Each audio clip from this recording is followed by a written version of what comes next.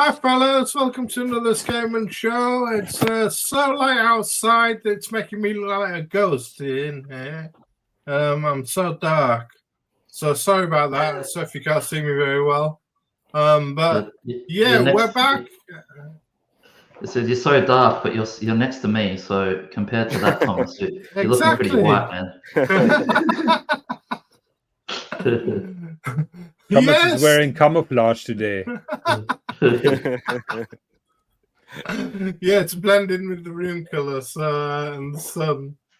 So got me yellow on. So, but yellow, that's gold. It's gold. So going with the theme of the show. So yeah, we thought we'd talk about gold watches, seeing as there's such a upsurgence, particularly with Rolex and their gold watches releasing this year. I mean, we could do could have a gold watch show just featuring Rolex because they've got so many watches in their catalogue. But so I'd feature a few other brands, or quite a few other brands, rather than just Rolex. And I wanted to pose a question to all of you. Do you think gold watches are just jewelry? What do you think? Gold watches are just jewelry. No, I don't think so. I don't think so. I mean, they have a obviously they're gold, right? So there's the blingy element to it. But for guys, like, our watch is the only sort of form of jewelry that we do wear, right? And so I think having a precious metal piece is totally fine. You know, you see, Speedies in gold, Submariners in gold. I don't really classify those in the jewelry category. I would start thinking about jewelry when you start adding diamonds and stones and that sort of thing, I reckon. Right. But yeah, I'm pretty cool with gold generally. I never was as a younger collector, and I still haven't bought a gold watch. It's something I've never experienced yet. But in my mind, I'm much more open to the possibility of having a gold watch.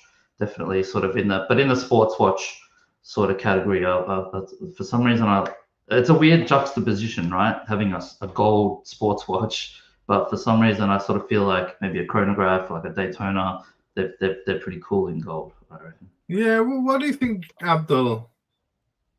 Is gold watch just jewelry? I think about it in two ways, like gold watches for chronographs, dress watches where you have a precious metal to, let's say, complement the complement the dress watch. You have a two-hander. I'm not a big gold guy. I don't wear gold. I would love to get a platinum watch maybe in the future, but for me, gold is not an option. But I feel like the sports watches in gold is the one that like makes me scratch my head. It's, for me, this is like the jewelry report, because you could get out of the mill, let's say, Submariner. It will do the exact same thing that you have to pay 4 times for the gold Submariner, and you have the exact same watch. Just the difference is the precious metal. So for me, this is okay. This is jewelry. You want to have a watch that it's blingy or more expensive than the other people swimming next to you. Totally understandable. But for me, I wouldn't pay that premium just to get a precious metal. What about you, Jonathan? What's your view on gold watches? I see it more from history. And so first of all, the wristwatch was generated from a pocket watch that was then converted into a wristwatch, and most of the pocket watches back then had a gold case, simply to the fact that it was so expensive to manufacture those movements that it didn't make sense to skimp down on the cases. That came later when watch movements were much more industrial. So from history, it was totally acceptable and the normal thing to have a gold watch. And I still remember when I started in retail, I had that conversation with my kind of mentor, and he told me that that precious watches like APs and like Pateks, it doesn't make sense to put them into steel cases because the movements are too expensive. Right. Yeah. Another question. I mean, please put your opinions in the chat about this. Before you move on, Thomas, give us your opinion. What's your view on that question? I think, I don't know. It's I see them as pretty much jewelry. A lot of them. They're very big in America. They're very big in America. I find in the American YouTubers scene. They always seem to go. They always seem to go for gold watches. You've got to get a gold watch. You've got to get a gold watch. I mean, a lot of the American YouTubers are sort of like, you've got to get a gold watch, and I find it's like, why? You know, which brings me on to my second point. Is it a flex, or is it an achievement? You know, is the watch is something you get as an achievement for your retirement, or is it just this? Is this just this sort of like flex of like, oh, I've got to get a gold watch to get out of my way watch? You know, there's sort of like. I personally don't think so. Look, it depends on the watch, right? Like, imagine what was that thing that Rolex released, that Deepsea in gold, right? This mega huge fucking gold, a lump of gold on your wrist. Something like that is, I think that's purely a flex, right? Because you're just wearing it, basically a 1 kilo of gold on your wrist that you want to show everyone. But I feel like some gold watches, they're just beautiful in their own right as objects. And it's not about a flex. It's about appreciating the object in that material, like the colorway.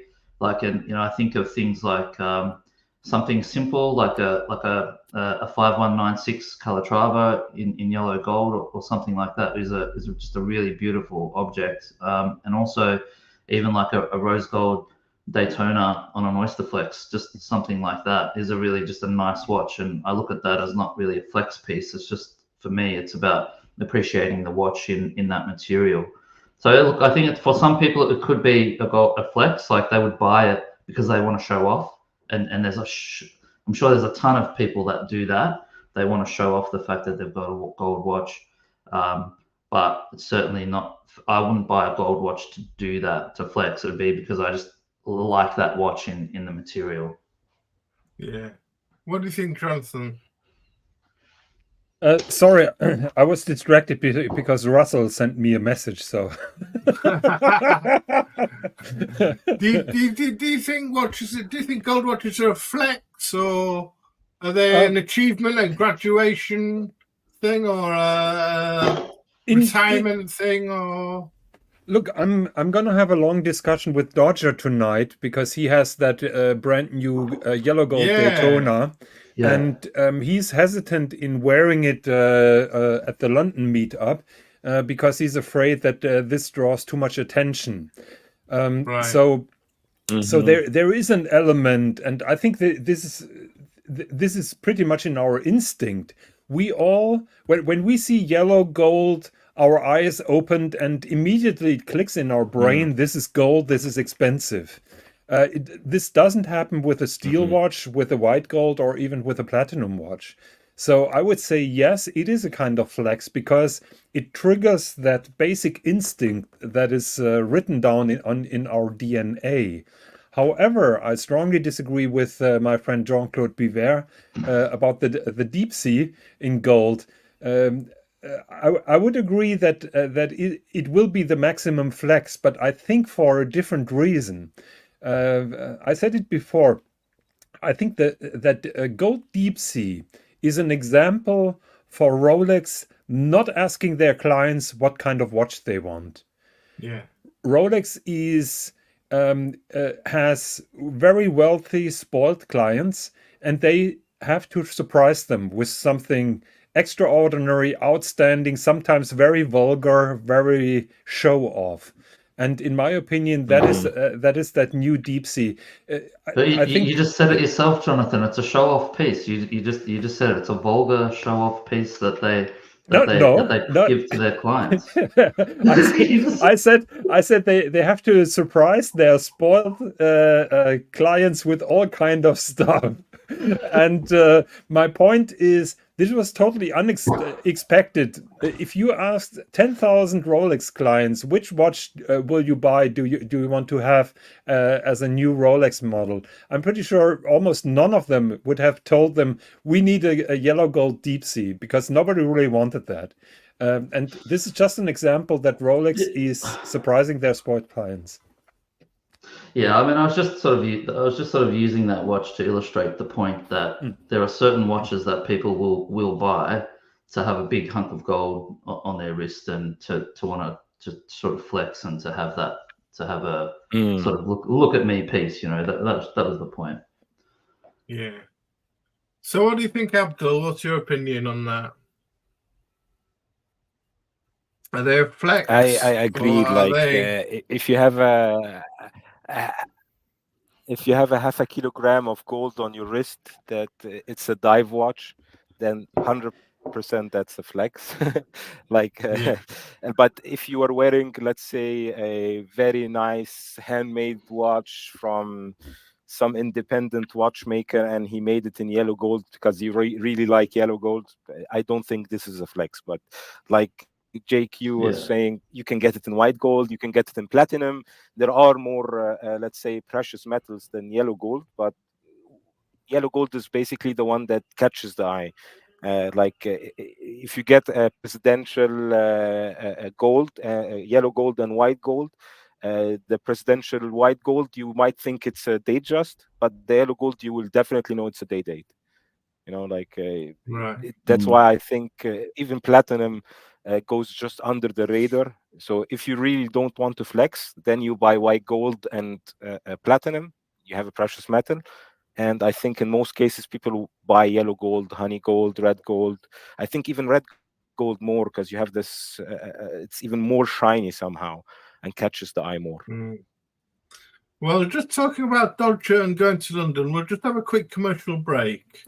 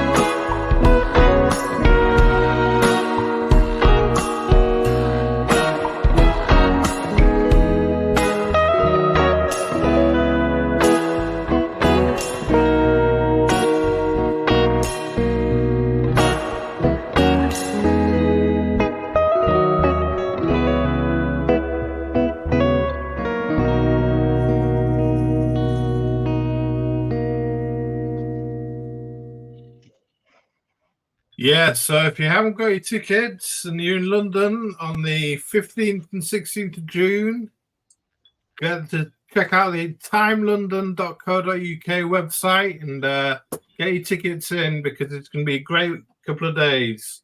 Yeah, great weekend. So just say hello to a few people in the chat. We've got Kevin Hawthorne from Lakeland Frodo. Good to see you, Kevin. Junie Johnson, my friend. Good to see you. See you, mate. Russell, the Mad Watch Collector. Jim Miller, great to see you. From Tim Mosso's, the regular in Tim Mosso's chat. And good to see you, Jim. Good to see you. Bill, my friend. Bill. Good to see you. Good to see you. And JPCWC, good to see you, my friend. People. We got Bill asked, are we going to be discussing Sylvester the Flipper Stallone? I don't think there's really much to discuss. I think everyone's discussed that to death, really. Yeah. Who One to watch. Good to see you. One to watch. Hey, Dean. Thank you. Beach, you lucky bastard. Who Enjoy wrenched Russ, by the way? I wanted to time him out for his nasty comments, but I can't do that now. Mason was commenting. It's good to see you, Mason. I'm not sure I'd want the attention of a fully gold watch might attract. Good morning. Moser Pioneer, Mad Swiss Red on the wrists, which is only gold if you imagine really, really hard. Yeah, I agree with what Mason One's saying. Like a fully gold watch. I think that's why I'm attracted to just the gold case on a leather strap or on a rubber strap or something. You sort of have just the gold case is enough for me. I think that's cool. Like a full gold piece, like a Day-Date or something. I reckon that would be a bit over the top for me. Yeah, not quite there yet. Good evening, Madman. Good to see you, my friend. Madman, yeah. Good to see you, buddy. Is it Day-Date for him? Yeah. Stabnelli, good to see you in the chat, my friend. Hello. And let's just go through. I think we're caught up there. Yeah, said hello to everyone. Yeah, so, well, I'm not going to be talking about any white gold watches. I'm going to concentrate on gold. So yellow gold, rose gold. Honey gold. Oh, Apes in the chat. Good to see you, Apes. Apes. Morning. What do you got on wrist, Thomas? Yeah, do a wristwatch check. Quick wristwatch check. I'm wearing my Panerai. Totally off topic with the gold watches, but Pam 352. Can't see it in the dark there, can you? It's titanium Panerai. Yeah. Titanium Panerai on a Stingray strap. Nice. Yeah.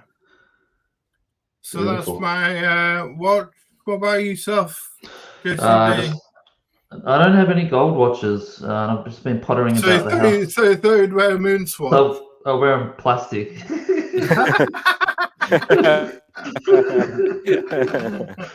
Yeah, I got nothing. I got nothing. The next best thing after gold. It's pretty funny. Good to see you, Lucha Betting Time. Great to see you. Been seeing you've been joining Archie on this panel, and congratulations on the CK859. Beautiful Omega, that. I absolutely love it. I adore the CK859. You got one of those. Is that the white dial with the blue hands? It's the 1940s inspired manual the sector dial. Sector dial. Yeah, they brought it out last year. That was only in production for like a year or something, right? It was very it was short production for about six months or something. 6 months. Yeah. That's a and the critic says, upvote. If you enjoy the content, guys, please give us a thumbs up and subscribe if you enjoy the content too, and you'll see more. So crack on with some gold watches and see what we've got. So to start us off with, Tudor. Now, this is the Black Bay 58 released this year, because there's been a swell of gold watches released this year. It's £27,610. It's a Black Bay 58 18 carat, they call it, 39 millimeters, yellow gold case and bracelet with a T-fit clasp. 200 meters war resistant, using the MT5400 caliber, which is cost certified and 70 hours power reserve. Now, why did they make it?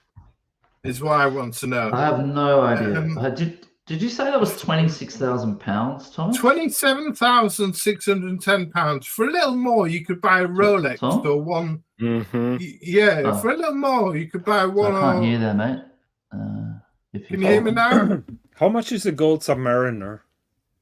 30 something, 32, something like this. Is that me? Is that you? It's 27,000. Can you hear me now, JCB? Can everyone else hear me? Yeah, we can hear you. Yeah, I think it's so on it's GC. £27,610, and for a little more, you could buy a Rolex or one used for the same. They already have the Black Bay 58 18-karat yellow gold with the green dial on the strap for £15,500. So was it just a natural progression to add a bracelet, or was it just to say we can do it?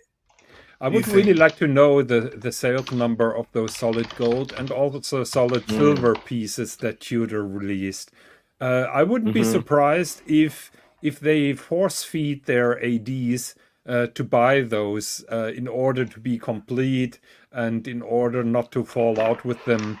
So I would really like to know how that sells really at the end market, because the fact that Tudor is selling that to their ADs and probably the ADs sell them at cost to some gray market dealers doesn't really mean that that this is appreciated by the end clients. And just like JCB said, I can't see the point of this particular watch. Doesn't make sense at all. No, it doesn't, does it? I mean, Tudor being the budget entry level sort of affordable arm of Rolex. I mean, I don't understand them releasing a gold watch, to be honest with you. It doesn't make sense.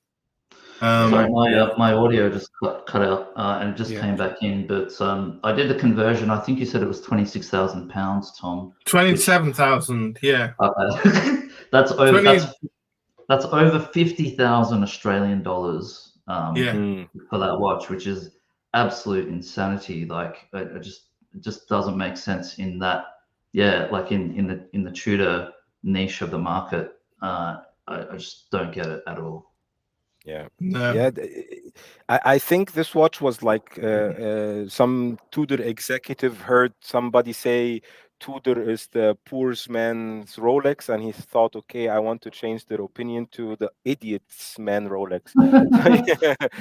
You buy it only if you're an idiot. I think I might have said this last time, but I think Tudor makes a bronze watch as well. That's fully bronze. It looks kind of similar to this. So what? Like, just get the bronze one if you. Not after a year. Maybe. Yeah, but you can always, give it some, give it a bath. Yeah, but didn't they release this particular one with a leather strap last year? And apparently it sold, because I'm pretty sure they tested the water with the gold and leather strap, and for some reason they thought it would make sense to add it now with a bracelet. Or am I making things up? No, you're right. Solid You're gold right. last year? Yeah, they had a gold watch with a leather strap, and then now this year it's the bracelet. So it's almost 10K extra for the bracelet, and which is a little bit too much, to be honest. Yeah, it's very. I'm not sure if it's just the render, Tom, but the whole thing looks to be brushed to me. Is the center links polished at all? Or? No, it's brushed. It looks brushed. But this is my starting price for gold watches. I'm going to work my way up. So, JCB, the price is so tough and so low that they can't afford to brush the middle. I just feel. I think this sort of goes to the sort of the point of having a gold watch is you want to have it polished to get the luster and the look of gold, right? You've got to be a Tudor fanboy to buy that watch. I think. You've got to be a real Tudor fan. I mean, brushed gold just doesn't make sense to me as well. Like, you want to at least have some polish on it. Is sort of what I'm getting. I think you got to be a Tudor fan. Same applies for this watch. This next watch. I mean, you've got to be a Navitimer fan to buy this. £33,500. The Navitimer 46 uses a B01 chronograph caliber, 70 hours power reserve. 18 karat red gold, 265 grams, Navitime's a classic from 1952, but gold Navitimes with straps and green and silver dials there are already. But is this a popular gold watch choice, do you think? I mean, come on. No. For 33,500, that's more than the Tudor. Is anybody going to be buying this? I don't think so. No. It was interesting, actually. I went to the first time I went to the Breitling boutique in Melbourne the other day, because they just recently opened one, and the sales guy was trying to sell me a gold cosmonaut of all things. So there's some limited edition cosmonaut that's going around. There's only 250 pieces, and because I was wearing a limited edition Breitling, so he must have thought, I like limited editions or something. And the watch that he pulled out was a bloody gold cosmonaut, and it was just so weird. Like, it's the most tool watch ever, right? A cosmonaut, and to have it in rose gold, it was super weird. It was just really weird. So yeah, this is another example of having a uber sports watch, like a uber tool watch, converted into gold. It just conceptually, it just doesn't make sense to me. Yeah, and examples like that make me really happy that I'm not working in watch retail anymore, because those poor salespeople, they are not getting commission when they're selling sports Rolex models. They are pushed by their management to show those kind of people, those kind of watches to people where it virtually doesn't make sense, just to land a lucky shot maybe once a year. And it's really sad. I heard another story. I don't know. I don't remember who it was. I think Rolex said that he was visiting his AD, and he was talking about the new releases, and then the sales lady suggested that he's getting the solid gold Deepsea, which doesn't make sense at all because he has a tiny wrist, and and he's buying stainless steel watches. So what the hell is going on at retail? I mean, it's really embarrassing. Yeah. No, I'm just saying to Bill, he's asking me, am I going to show white gold watches? I mentioned already, Bill, that I'm not going to be showing any white gold watches. This yellow and rose gold, so for the gold factor. Sorry, guys, you saying? Yeah, no, I was just saying what Jakey H was saying there about them just trying to just have a shot at the punters who walk in the door. Like, that makes total sense. Yeah, like, you know, they've got all this gold inventory that they've got to move, and so they've got to fling it and like shit and see if it sticks, you know. Yeah, but that is so unfortunate, because when I learned the job, and it was always my mission, I was listening to the client and I was trying to find the matching watch to him. I didn't use a shotgun and just shoot in the air and see where the bullet hits. So I think it's really a sad state of things when those kind of things really happen. So next up, a bit of a classic watch, which is worthy of being a gold watch, I think. This is the Cartier Santos de Cartier Large, 18 karat yellow gold. This is 34,600, so it's 1,000 more than the Navitimer. 39.8 mil, 9.08 millimeter thick, 100 meter war resistant, caliber 1847 MC, silver opaline dial, blue sword hands, smiling bracelet adjustment system, alligator skin strap with a quick switch interchangeability system tucked in.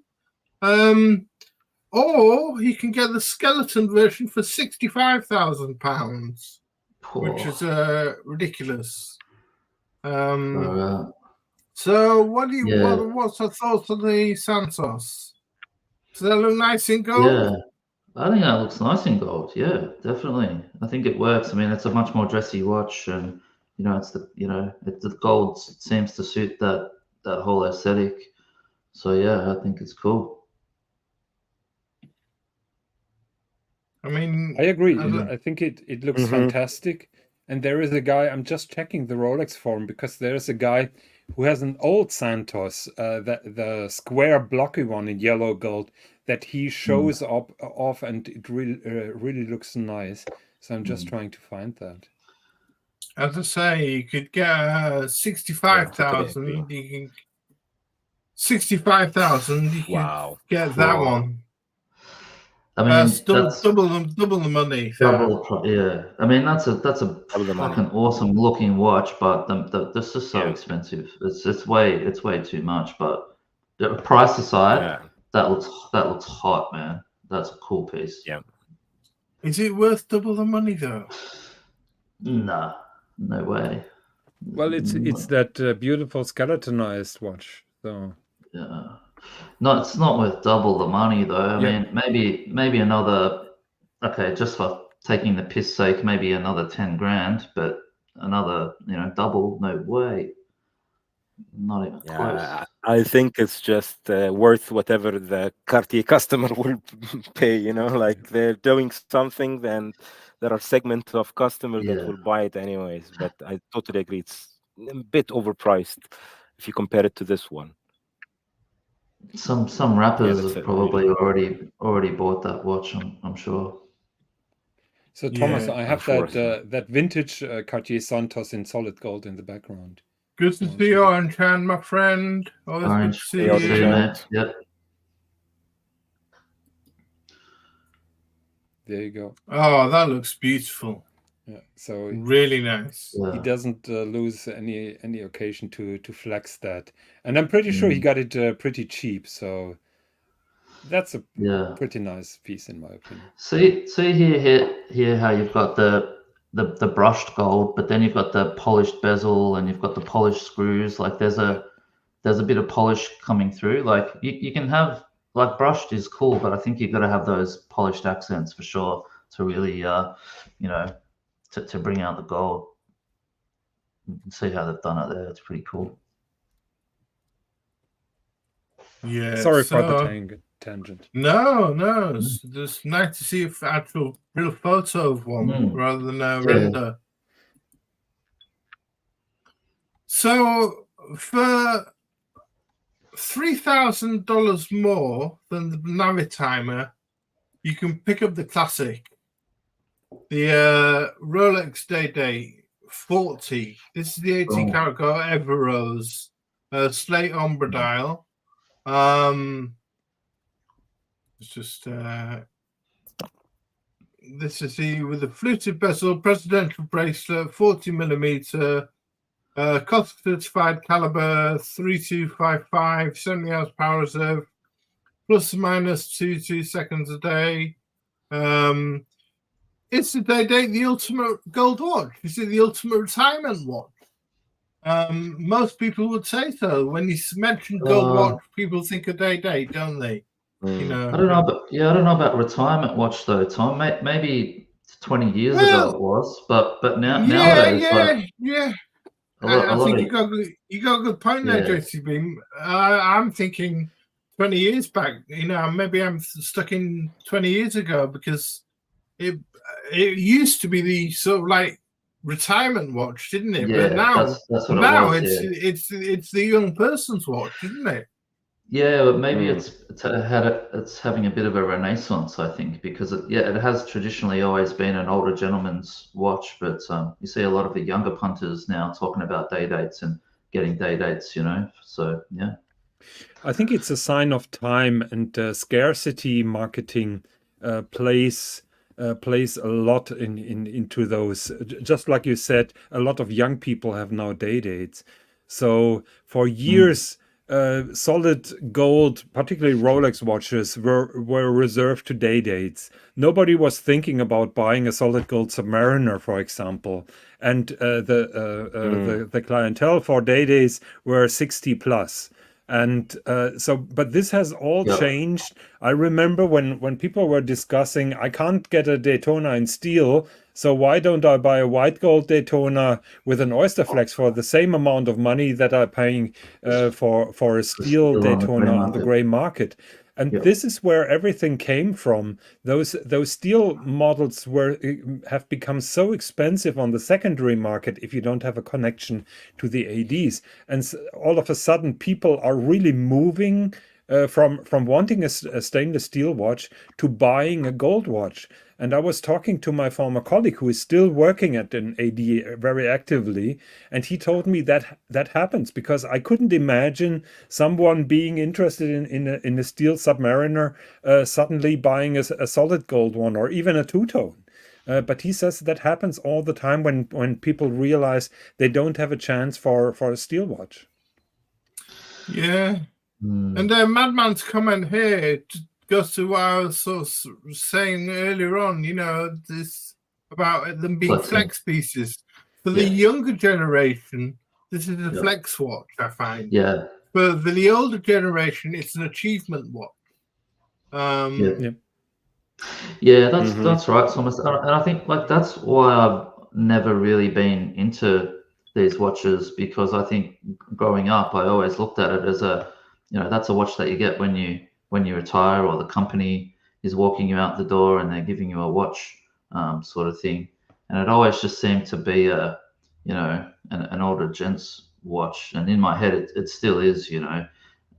And for me, like this is just too much gold. Like it's such an attention-grabbing piece. And I think, you know, to Madman's point there, that's why it's become a flex piece. It's such a look at me sort of attention-grabbing piece. It's probably it's too much of a watch for me at this stage. Yeah, just like to say hi to the Watch Apprentice. Good to see you. Good afternoon. Hey, buddy. And hi to our friend Y2K. He's out for Mother's Day meals, so he's wishing all mothers a blessed day. Oh, it's very good of you, Y2K, my friend. Hope you're enjoying, mate. Have a good dinner. What's Orange Wahan got to say? Rappers made the day-date a flex. My kids dig them, and I shake my head. That's it. It's a sign of the time. It's a real sign of the times, isn't it? Like the day-date has become the, you know, like a really popular watch. Like when I was coming up, not like only people that were over 40, over 50 were talking about these watches. It's really interesting, I think. Now, this next one's going to be contentious. So, for £36,400, you get this. You get a day-date, which is considered the classic gold watch. Now, you go to its what many would regard as its sort of rival. Bloody hell, this Russell is trolling me hard today. You go to what you call its rival brand, Omega, and you pay more for the Omega Constellation 41 Moonshine Gold, which is 40,000, an extra £3,500, £40,000. And they say that this each unique dial is created from an ancient piece of meteorite. The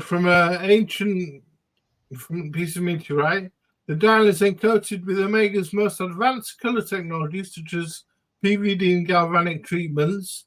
A wide variety of options are available.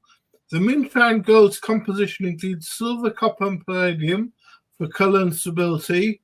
It has a distinctive paler hue than traditional 18-karat yellow gold, and a high resistance to fading of color and luster over time. The caliber 8901 metal certified self-winding movement has a 60 hours power reserve and a traditional constellation bracelet. But do you find this illegible to read? I do. It's unreadable. Yeah.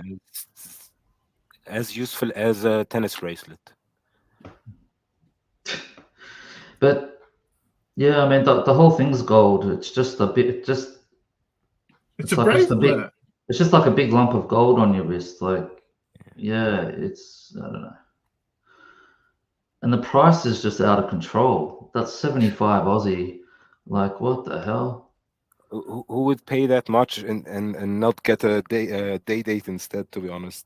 This doesn't make any sense from Omega. Yeah. I mean, I think the meteorite, what is it? Ancient meteorite or something. That's kind of cool, but that's about it, I reckon. Yeah. Yeah, the Moonshine Speedy personally. Yeah, but they are me bloody too. expensive. I mean, Yeah. they make a Rolex look like a bargain by comparison. Mm-hmm. Yeah. Give Thomas Give a it a thumbs up, up. guys. There you go, Thomas. Thumbs up for you. Who wears this to tell the time? Like my Champagne Dial Daytona. Yeah. Similar sort of thing, I guess, my band. Yeah. Yeah, well, that's it, isn't it? Like, Madman, like, it's sort of like, because it's just a hunk of gold, right? You're just wearing this to sort of, as a bit of a flex, or this might be a jewelry piece, Thomas. Yeah, I guess. So, people going on about the Speedy, so why not pull it up? But not in moonshine gold. I've gone for the Sedna gold one, which I absolutely adore. I've tried this on. I tried it on next to a Daytona rose gold, and I preferred this. The Sedna gold. I've tried this one too. The Speedmaster Sedna gold, £40,300, so £300 more than the one we've just seen. Omega's been using their exclusive 18-carat Sedna gold with its own fiery rose gold alloy since 2012. Named after Sedna, which is an orbiting planetoid, which has been described as one of the reddest in the solar system. Sedna gold not only bears all the standard characteristics of other 18-carat golds, but also offers high resistance to the fading of color and luster over time. Like moonshine gold, the composition includes copper and palladium, but not silver. And the color for the color tone and stability. It has a sapphire crystal on the front and case back. Also, the asymmetrical case, black step down, and famous star over 90 on the aluminium bezel ring, all inspired by the fourth generation Speedmaster style worn on the moon. And it's powered by the caliber 3861. It's 42 millimeters and 13.2 thick, 50 hours power reserve, and 50 meters water resistant. But I just adore this. I think it's gorgeous. Yeah, me too. Yeah, I tried this one when it came out. I went into the Omega boutique and I was trying on all the Speedies, and this was one of the top ones for me. It was just a really cool watch, and the tone of the gold, because it's really dark and rich, and that's a full gold watch that I could wear, I reckon, because it doesn't. Me too. Yeah, it's not that full yellow gold, like really look at me. It's just a much more subtle, not much more, but it's like it's still full gold, but it's toned down a lot, and I agree. It looks really nice. I agree. I really like the color tone of this. It's a really nice watch. Yeah, they nailed it, didn't they? With that black, and it's sort of it's a slaty sort of dial, actually. It's got a lot of light play coming off that dial. It's pretty cool. Yeah, but this. Sorry, Jonathan. Yeah, no, go ahead. No, I was just going to say this is the kind of watch I could wear. I agree with JCB. Yeah. Isn't there a gold Speedmaster with a piece of moon rock available? Yes, I believe there is. There's also so many gold Speedmasters. There's the moonshine gold, the one with the rubies around it, the 50th anniversary. I think it has a red ring, doesn't it? That has that moon piece stone. I'm just trying to find it, but can't.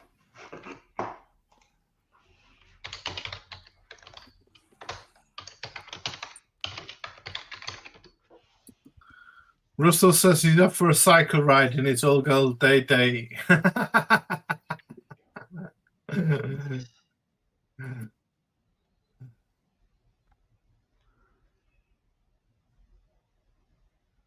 It's so heavy too, this watch. I remember I've had a yellow sub on my wrist as well, and that was pretty heavy, but this one just felt like a lot heavier than that for some reason. Orange Hand, you got a good point. Why does Omega always list the dot over 90 as a feature? I think it must make the average buyer think they're nuts. I don't know what this big beef about over 90 is, to be honest with you. I really don't get it. I think Yeah. that dot is to distinguish it from the 60, isn't that?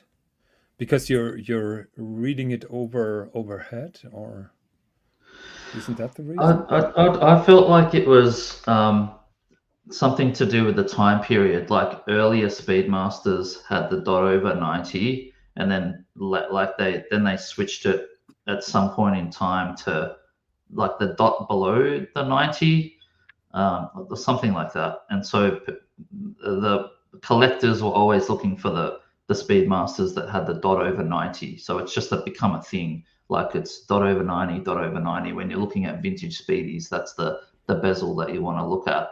And so I think when they brought out the 3861 caliber, they put it back as standard as a dot over 90.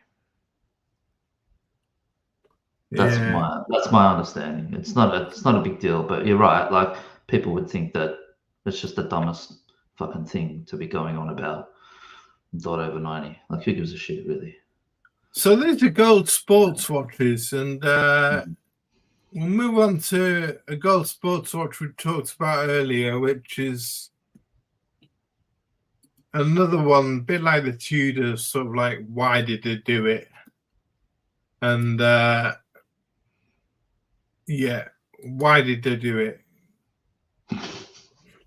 The Rolex Deepsea, 18-karat yellow gold, 2024 release, £45,700. 44 mil oyster bracelet, goes to it's 3,900 meters water resistant here with a helium escape valve, using the caliber 3235, 70 hours power with a glide lock clasp, cost certified movement. Looks like an Invicta. It's just Yeah. for me it just looks like a big Invicta. I mean, I don't get it, to be honest with you, but I don't know what anybody else on the panel thinks, or in the chat. Well, Jonathan had his theory, which he was telling us a bit earlier. You might want to expand on that. Well, I can repeat the theory, but I have no doubt that that all the people that work out and are full of muscles, are flexing with their sports cars, with their convertibles, will have this particular watch on the wrist this summer and flexing on Instagram with them. I'm pretty sure we will see them a lot during summer and late summer. So it certainly will turn into a flex piece. I'm not sure if that really was the intention of Rolex to do.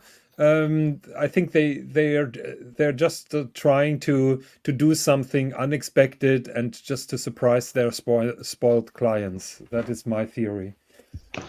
That makes sense, because why the hell else would you bloody do it? I mean, you're just buying this particular watch because you're bored.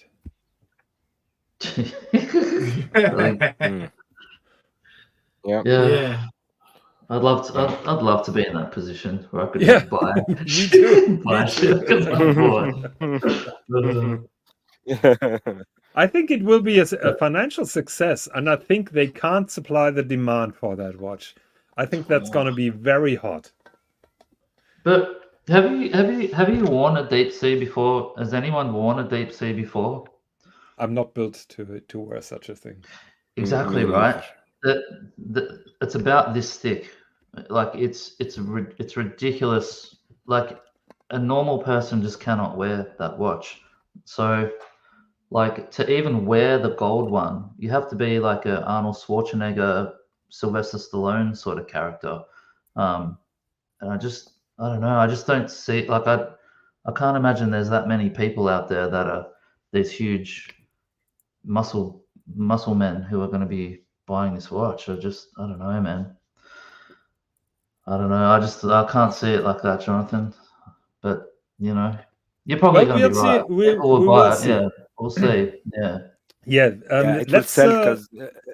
Let's have a look at Chrono 24 prices in August or September, and I'm pretty sure they will sell way above retail. Just like to give a shout out to William Rizzo for joining us. Thanks for joining us, William. Good to see you. I may be totally wrong. I may be totally Yeah, wrong. I don't know, It will man. not be the first time that I am, but I have Yeah. the feeling that people really will buy that instead of a Richard Mille, probably because it gives you a bigger flex factor. I don't know, because the Deepsea, like just the regular Deepsea and the James Cameron, like they're not super popular, man, because they're really just unwearable watches. They're just too thick. I think it's around double the thickness of just a regular sub, maybe Doesn't even more. keep the young guys away from buying all those SUVs, while in my generation everybody had a sports car and not a big truck. So times have changed. So Yeah, I like the comment. This one's for big dudes and those who like to think they're big dudes. Good one, Owen Chan. Yeah. Yeah. Okay, we'll skip on from this Invicta. And we can all sense that you don't like it, Thomas. I just don't get it. It's just who's gonna go diving with a 300-gram gold watch? Of course not. I mean, that people will throw them in. That is jewelry. That is jewelry. That is flexing. Yeah. That flex. it's Pure all flex. of the above. It's jewelry. It's flexing. It's douchebaggery. I think the deepest those go are when they are thrown into a glass with champagne just to show what a cool dude you are. Yeah. Just pull up my screen for 1 second, Tom, and you'll see. So here on the right, look at the difference between the Submariner, the thickness of the case, versus that's the Deepsea, man. Yeah. Like who's wearing that? Like I really struggle to imagine who. The big dudes who like it, or the ones who think they're big dudes. Like even then though, like you get the watch and then you think you're gonna wear it, but it'll end up being in the watch box. But isn't the one on the bottom that the titanium, the Challenge? I don't know. Can we pull up that image? Because that looks like the Deepsea Challenge on the bottom. So Jim Miller's chipping in here. He says, "My Mark 1 Deepsea was my daily for years. You soon get used to the size. Sub feels fragile and small when you go back to it. You never worry about knocking into things when you wear it." So fair comment from Jim. Yeah, okay.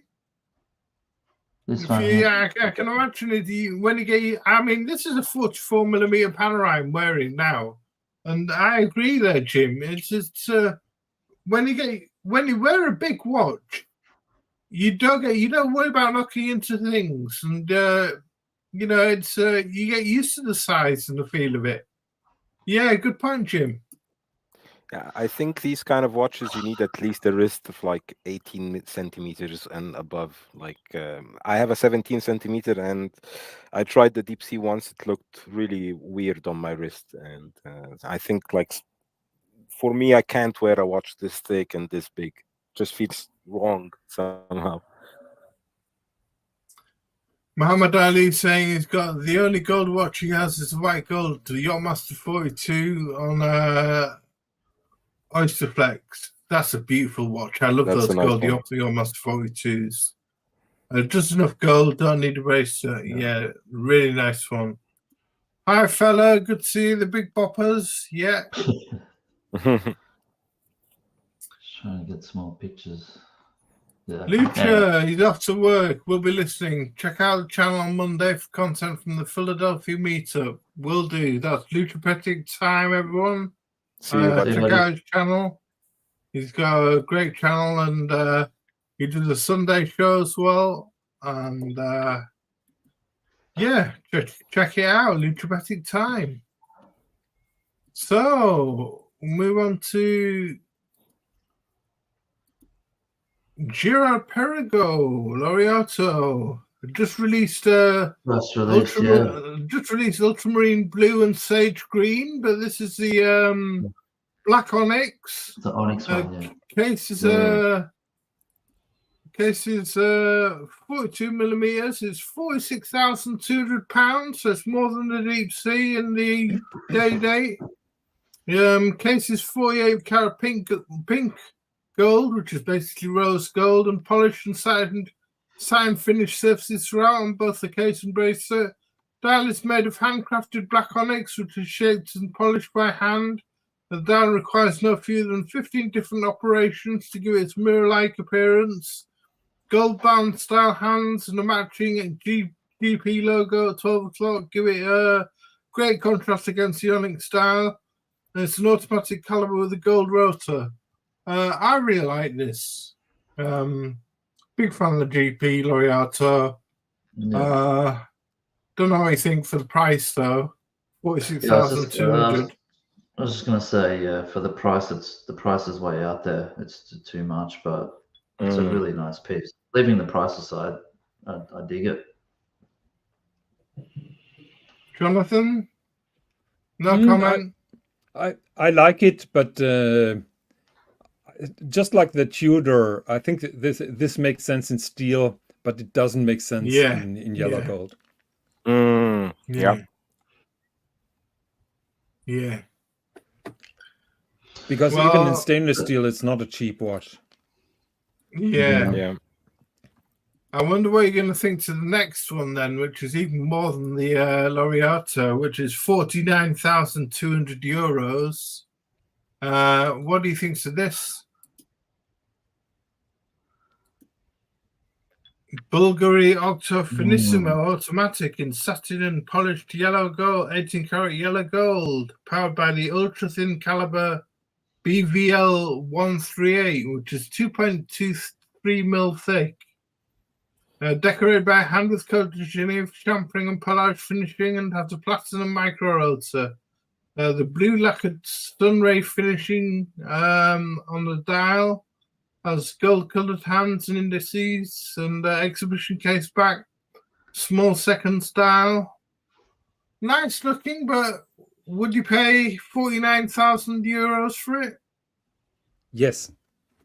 Yes, you would. I can imagine this particular watch on an Italian gigolo that goes to the Bulgari boutique and buys Bulgari jewelry for his wife, and he's not that rotten and watches a YouTube channel about watches, how overpriced gold watches are.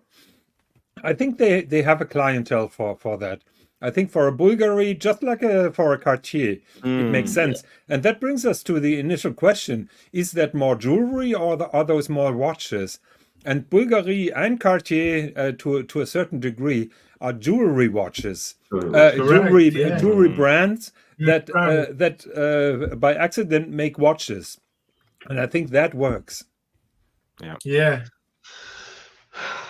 Look, the Octo is not my favorite watch. I've got to be honest. Like it's sort of a bit too cool for me. But looking at the gold one on that Italian gigolo in his suit, that looks pretty cool. Yeah, I don't mind that one. That's pretty cool.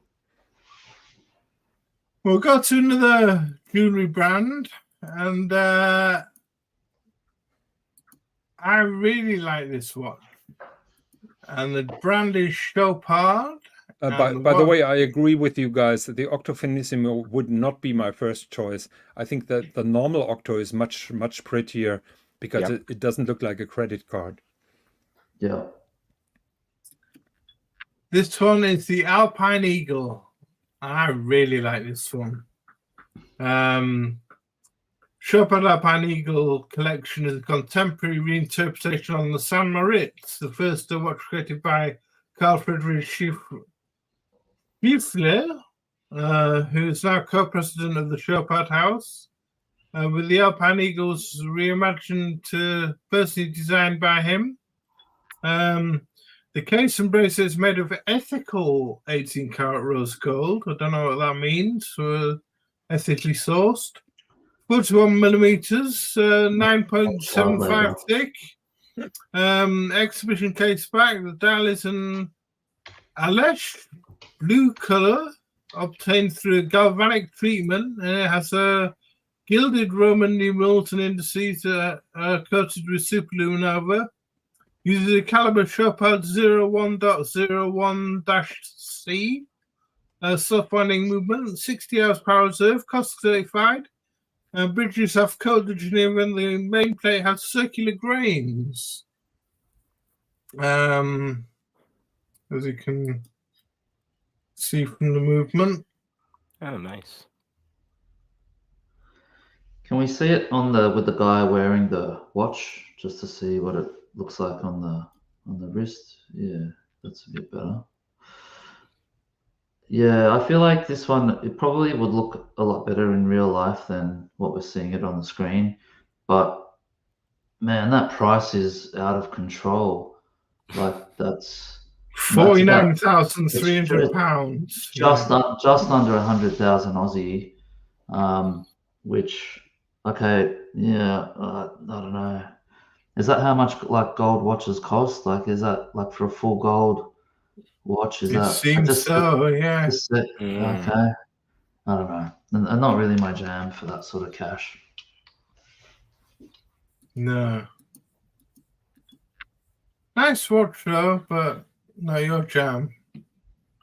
Yeah. This is what you're talking about though. When you get into gold watches, we're going to go a lot higher than this, JCB. Yeah, I get it. Yeah, but for a three-hand, I don't know. If I'm spending that money on a watch, I want some complications, man. I want like a chronograph or a calendar or something like that. Like for that sort of money, I would buy like 100 grand. I would get like a 5170 or something like that. Even 5170G in gold. It's a chronograph, even though it doesn't have the bracelet. I would sort of put I'm getting into complicated watches at that price point. I wouldn't be buying three-handers.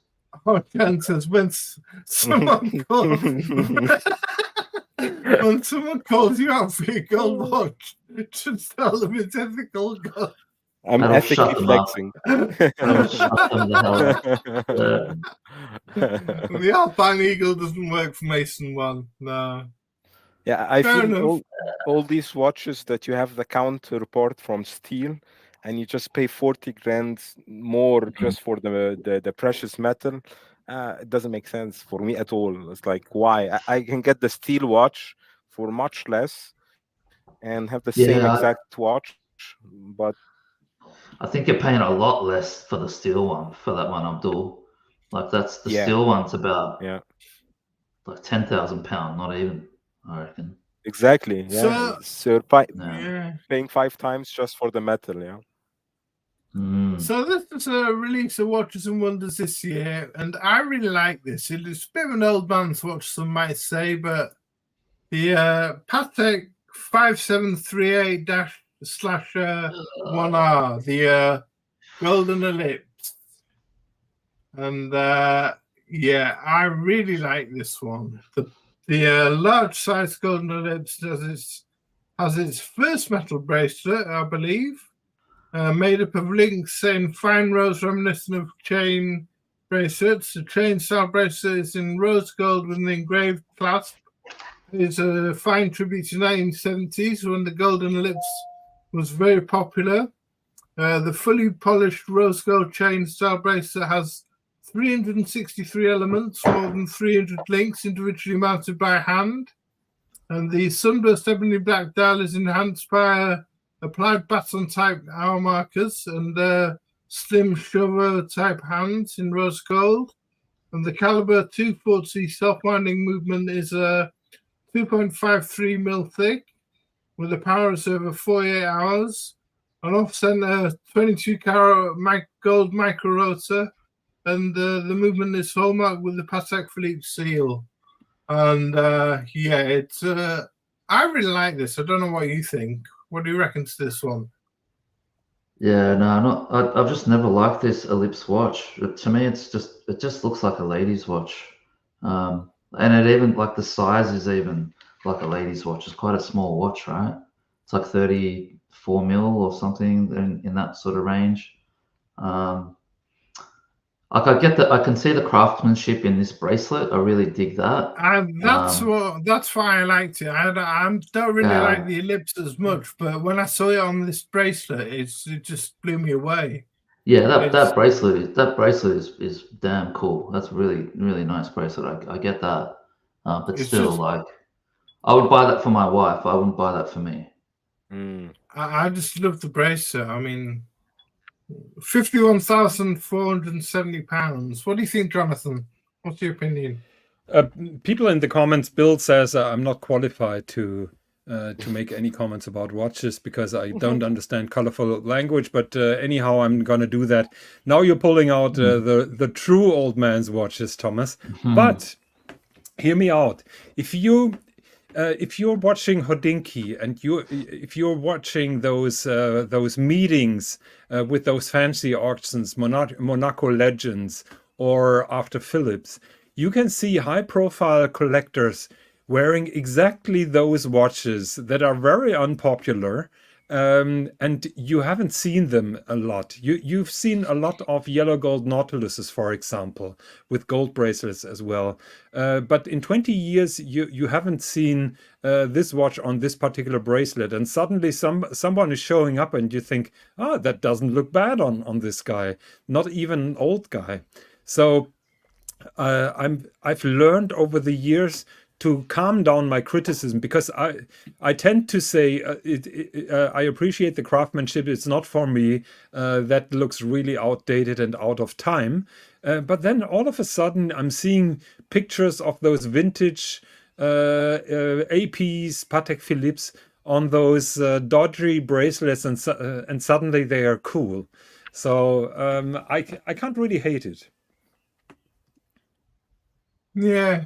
Interesting point by William Russo. He says that most gold watches only have about 5 or 6K worth of gold in them. Yeah. Yeah, I guess you're paying for the craftsmanship and the It is true, but the marketing. Yeah. No, it's not the marketing. Actually, this is the automatism of how watches are marketed, and it's not about marketing. So I'm making a very simple example. I'm pretty sure a steel Submariner will cost Rolex probably $1,000 to make. So at the end of the day, it costs 10,000 pounds at retail. So from the manufacturing, from the true cost to the retail, it is times 10. Now let's assume they're making a solid gold Submariner, and let's assume that it costs them 5,000 more to make. Now calculate it up all through all the trading channels, and you come up with that price. It doubles and triples on every step that they're taking. Yeah.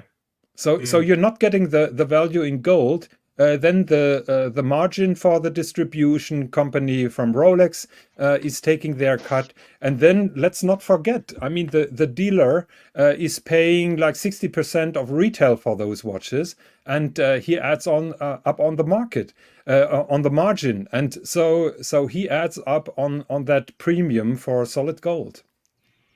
Yeah. Yeah. Did it make sense, or did I confuse you now, guys? A little bit confusion, but maybe.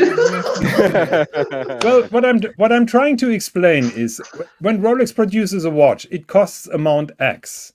Yeah. Then it's being distributed within the Rolex organization. For example, to Rolex USA, and suddenly from 1,000 it becomes 2,000.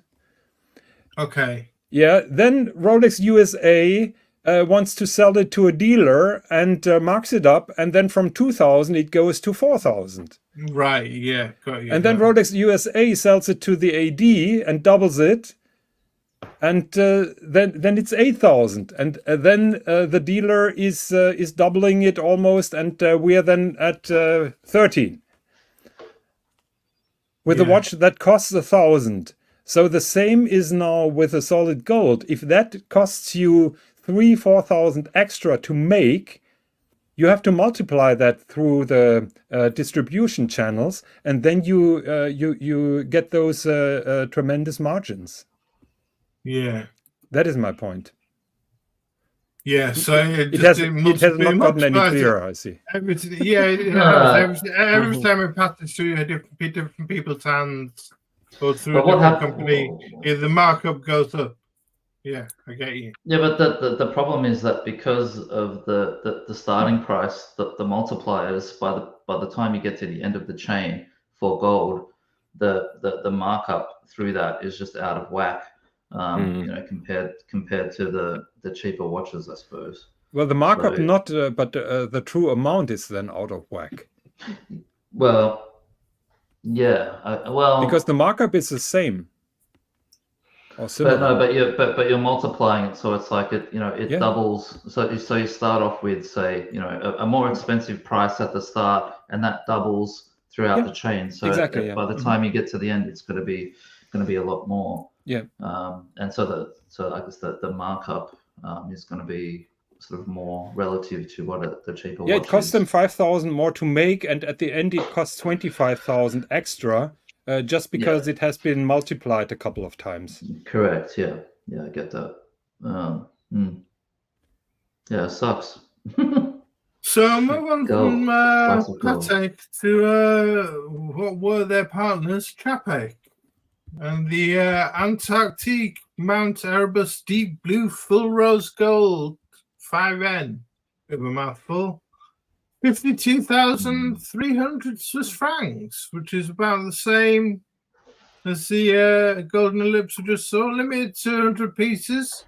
The website says 30 pieces still available, so it's proving fairly popular. 40.5 mil. The bracelet's available with polished or fully brushed interlinks, so you can see it change here from. Oh, it's meant to change, I think. Yeah. But it doesn't. Fully brushed. Yeah, it doesn't show up on the picture. It did when I tried it before. The blue sand finished lame dial is made in collaboration with Metalem, Czapek's long-time manufacturing partner, and is made with a CVD, chemical vapor deposit technique. And the watch is powered by the Caliber in-house Caliber SXH 5.01 automatic movement with a platinum micro rotor, which is placed off center to allow the view of the movement mechanism. There's a date at 6 o'clock on the dial, and it's 120 meters water resistant, which is pretty water resistant, and there you can see the movement. It's quite a nice looking movement. What's our opinions on the Czapek then? Are we the Antarctic fans, or? Why don't you start us off, Thomas? What are your thoughts on this watch? I really like the Antarctic. I saw this at Watches and Wonders, and I really liked it. As a gold watch, I think it's a cracking watch. 52,000. I mean, in the market of gold watches, I think that's quite a good price.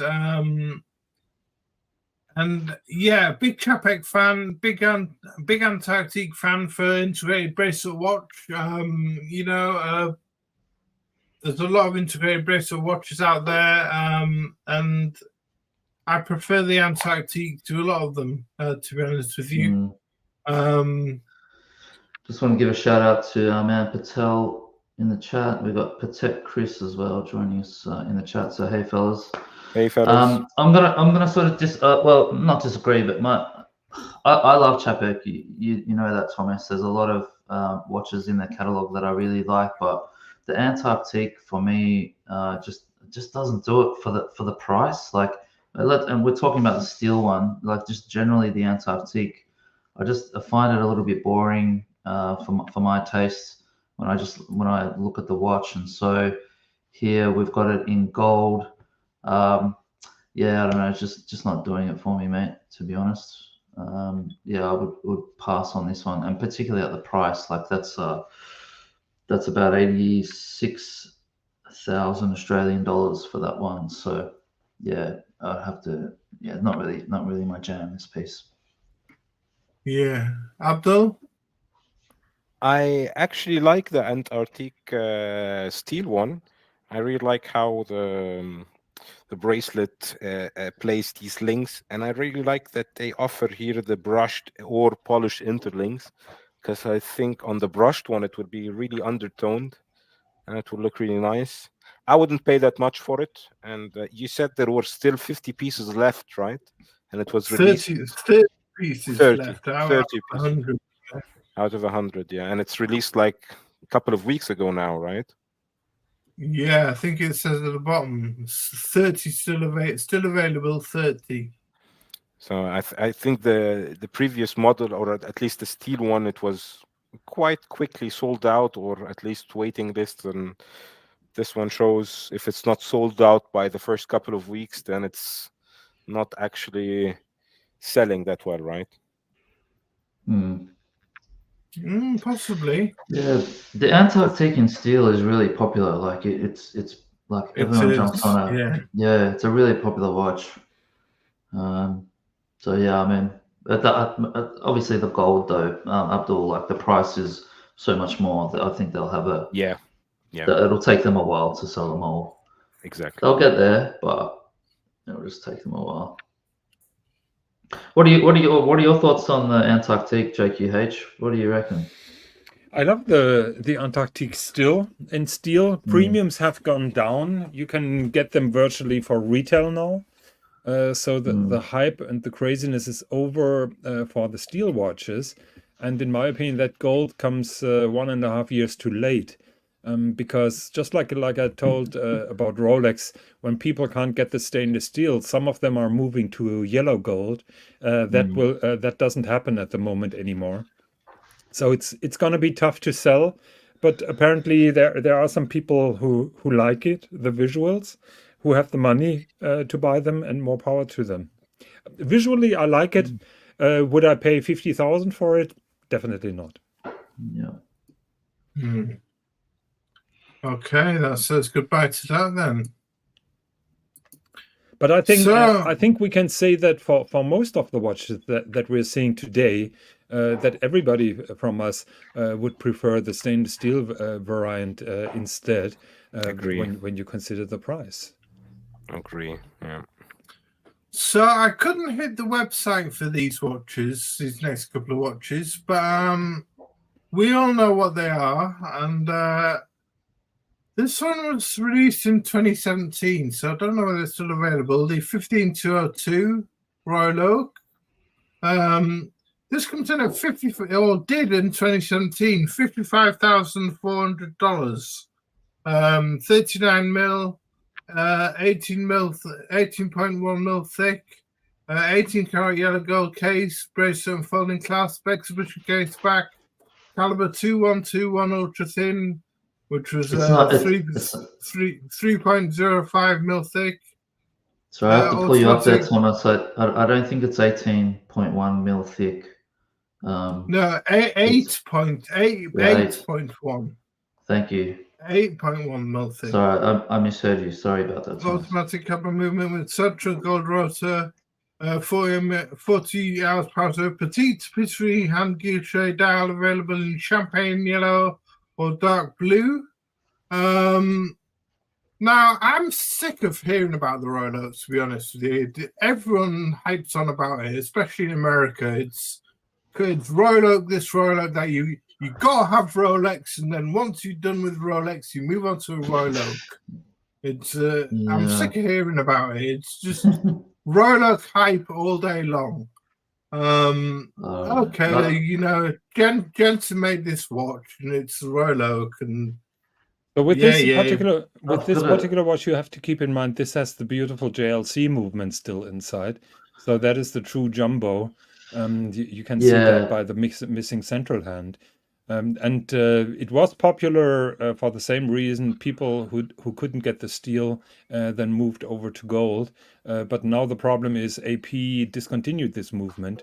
They're making their own now in the jumbo. And so they're losing their appeal. Yeah, I've got a bit of a soft spot for the jumbo, the 15202. A friend of mine's got one, and I've spent a bit of time with one in steel, and In it's just steel. such a nice watch on the wrist. Like it's a beautiful watch. This one in gold, yeah, I haven't obviously I've never seen it or played around with it, but yeah, I dig it. I like it actually. I think it's pretty cool. But I can see tough years ahead for AP. They're at a very high level in terms of sales, and it will be very difficult to keep on doing those results in the coming years. I get the feeling that the Royal Oak hype is toning down a little bit, and it will massively hurt AP. Just my opinion. Yeah, I kind of agree with you, Jonathan, as well, because I think the market is going down on the flashy pieces, the integrated bracelet, and all the hype pieces are going down in price. I like how this watch looks. I would never buy one because I wouldn't even buy the steel one because it's really shiny for me. It's too blingy. It plays with the lights so well. The bracelet, the small links. It looks awesome on somebody else's wrist, but I cannot imagine myself wearing one, if that makes sense. But yeah, I think they will have really hard time in the next couple of years, especially that also this integrated bracelet hype is all died down. All the affordable watches now are integrated bracelets. Everybody is wearing it, so it's not cool anymore somehow.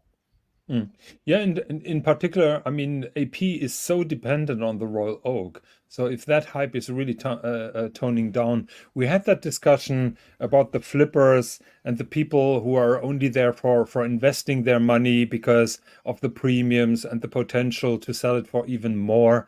That is all now on the decline, and a lot of speculation happened with Royal Oaks. And that is all going down, and it's going to be a very interesting couple of years for AP ahead. I wouldn't want to be the CEO of AP at the moment. I think I would have a lot of sleepless nights. Interesting. Yeah. So, do we love the Royal Oak, or do we? What do you think? What do you think? I mean, I think it's the best bracelet in the business. No. Well, one of the best bracelets in the business. I've seen so many Royal Oaks, particularly massive gold Royal Oaks, after a couple of years, how badly they are worn out. They look fantastic when they're new, but have a look at some of the Royal Oaks that have been really worn, and it is shocking what you see. Really. Yeah. Scratch magnet. I like the Royal Oak. The only ones that I really love are the ceramic ones and the really complicated ones, like the perpetual calendars and the fully open work skeleton ones, but they're way out of my price range. So yeah, AP is just generally, it's not really a brand that that occupies my thoughts, to be honest. Yeah, good point about the bezel being a scratch magnet, Jim. I'll come up to that in the next watch. So that's a standard Royal Oak. I thought, seeing as the Royal Oak is lauded by so many, I'd take a look at one of the Royal Oak chronographs. This is the 26320 from 2016. Royal Oak chronograph, yellow gold, $56,600 in 2016. 41 mil, jumbo. Frederick Piguet caliber 1185, brushed and mirrored polish finishing. Some may say there's no other watch design that shows the beauty of metal finishing better than the Royal Oak. One downside of the cases, however, the scratches and scuffs though. The mirror polishing bevels mark very easily, as do the brush top surfaces. I'll just show that picture. And again, it features a tapisserie guilloche dial. And motif on the same dial. So you see there that those scratches there. Mm-hmm. Yeah, those So- scratches are not the worst. I'm having a discussion here with Jim Millett. The Achilles heel of those watches is the brushed bezel, the top, because top part. when you scratch that, it's so obvious and it's so annoying. Yeah, you're screwed. Right. I love these gold chronographs more on the leather strap. I think. Yeah. For me, I would because the full gold, the chronograph is 41 millimeters, right? And in the Royal Oak 41, that's actually a big watch, right? And Isn't so the if chronograph 37? No, the current generation chrono is 41, I believe. Okay. Yeah. And when you have like the bigger piece in full gold with the bracelet, it's probably like it would be too much for me. So I would wear this one I think you can get the gold with the black dial on a black leather strap would be beautiful. I'll go for that. Yeah, so it's the same as the original 972 Royal Oak Jumbo, the dial, raised squares with fine overlapping concentric circles that are engine turned. The hands and bound markers rating carry yellow gold and well defined. Apparently, the greatest weakness is the Frederick Piguet caliber 1185, almost 30 years old now, and it's not in house like Patek or Vacheron have. I thought they just released the flyback caliber. Oh, not just the latest chronos from AP Thomas. I believe they're in-house flybacks. Yeah, right. I think Yeah. Maybe it's Look, I'm not sure whether the Piguet, what the weakness is in the new ones, but from what I understand, I think it was either last year or year before, it was a full redesign of the chronograph, and they're coming standard as a flyback now, which is pretty cool. Bill's not taking any prisoners. Shit watch. The date's too small. Lazy watchmaking.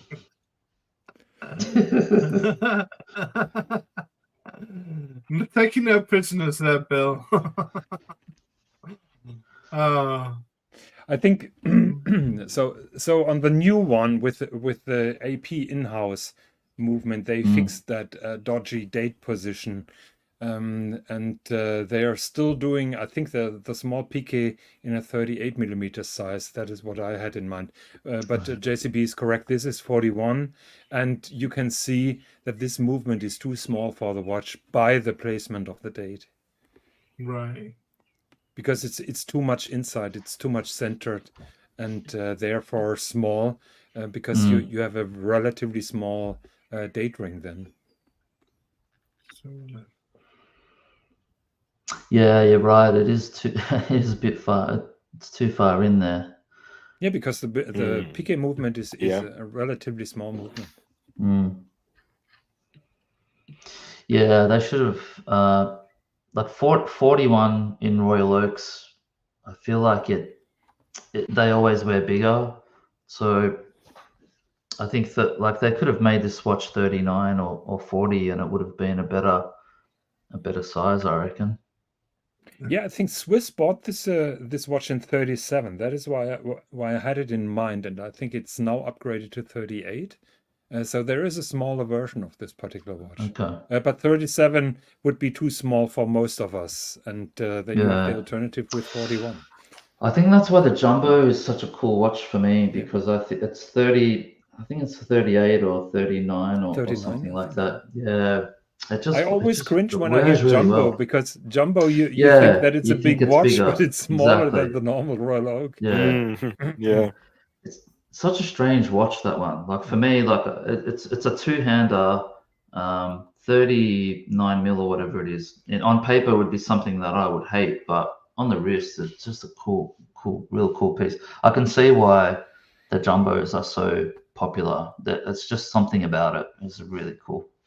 Yeah. Oh well, Madman saying jump over for the win. There's just it's one of those I don't know, unicorn watches that AP just got right. It's really cool. Madman made a good choice. Joke. Did someone say patisserie? And, So he's getting hungry now. I just finished my croissants for breakfast, Madman. So Yeah, I'm getting hungry too. Yeah, Yeah. late night for us, Madman. We should be having a HSP or a kebab or something about now. Yeah. So on to a release from this year, which some may like or not, the Piaget Polo 79, $68,500, 500 Swiss francs. Sorry, but 68,500 Swiss francs, 38 mil, 7.45 thick, 18 karat yellow gold, caliber 1200 P1, automatic movement with 44 hours power reserve, 18 karat yellow gold integrated bracelet, not limited, available from September this year. It was quite a predictable reissue launch, coming shortly after the Vacheron 222, which came out in 2022. The Piaget generally updated its aesthetics to a slightly larger case, but mainly preserving the same design and installing a 2.35 millimeter ultra thin automatic movement instead of the quartz movement the original had. Without the mechanical movement, it wouldn't be able to have its 50 meters power or water resistance. The micro rotor helps the movement to be thin, and the vintage Polo had a one-piece case that was cast, whereas the new model has a case middle with slotted flanks to accommodate the polished gadroons.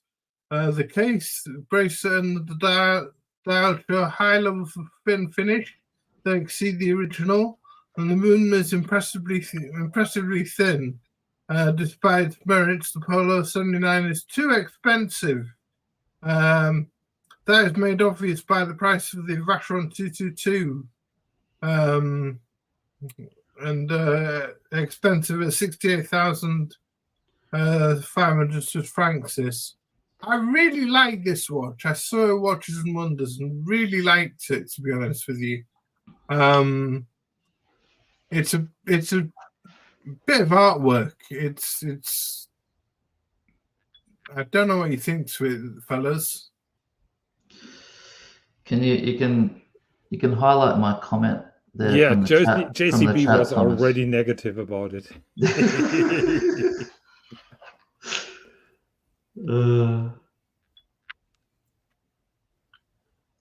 But I have a counterpoint also to the people who say I would prefer the 222 instead. Imagine a gentleman in the late 50s, mid 60s, who is wearing only suits and jackets, who doesn't want to have a flashy watch just like a Rolex Day-Date. He wants something really slim, elegant, and very high end. What alternatives to this particular watch do people have? I was going to say Calatrava, but that's on a strap. It's not Calatrava on the gold bracelet. You can have that fancy strap that we've seen earlier, but I would say this one here is nicer. I don't know. It's just I think it's just the dial, like the way that they've continued the the bracelet design through the dial. It's just, I don't know. For me, it doesn't work. I would have, and the problem is that's the feature of the watch. Like that's what makes the watch, which I don't know. It's just, I don't know, man. Definitely not for everyone. This watch. The bracelet looks a bit like the Omega Constellation bracelet. It's but I'm trying to put my finger on exactly like why I hate it so much. They should have left it in the past. Well, to continue the pattern of the metal bracelet, that is certainly something from the 1980s. So that hasn't aged well. So I think I can see your beef on this particular watch. On the other hand, that is the DNA of that vintage Polo, and you will take it away if you change the dial. Yeah. So maybe the concept from the start is just not right. I can see some people just like Prince Charles. He has that Parmigiani. I think that is on a leather strap. I can see him wearing this on a gold bracelet. And the alternatives are not really many because most of the gold bracelet watches are sports models, including the Vacheron 222.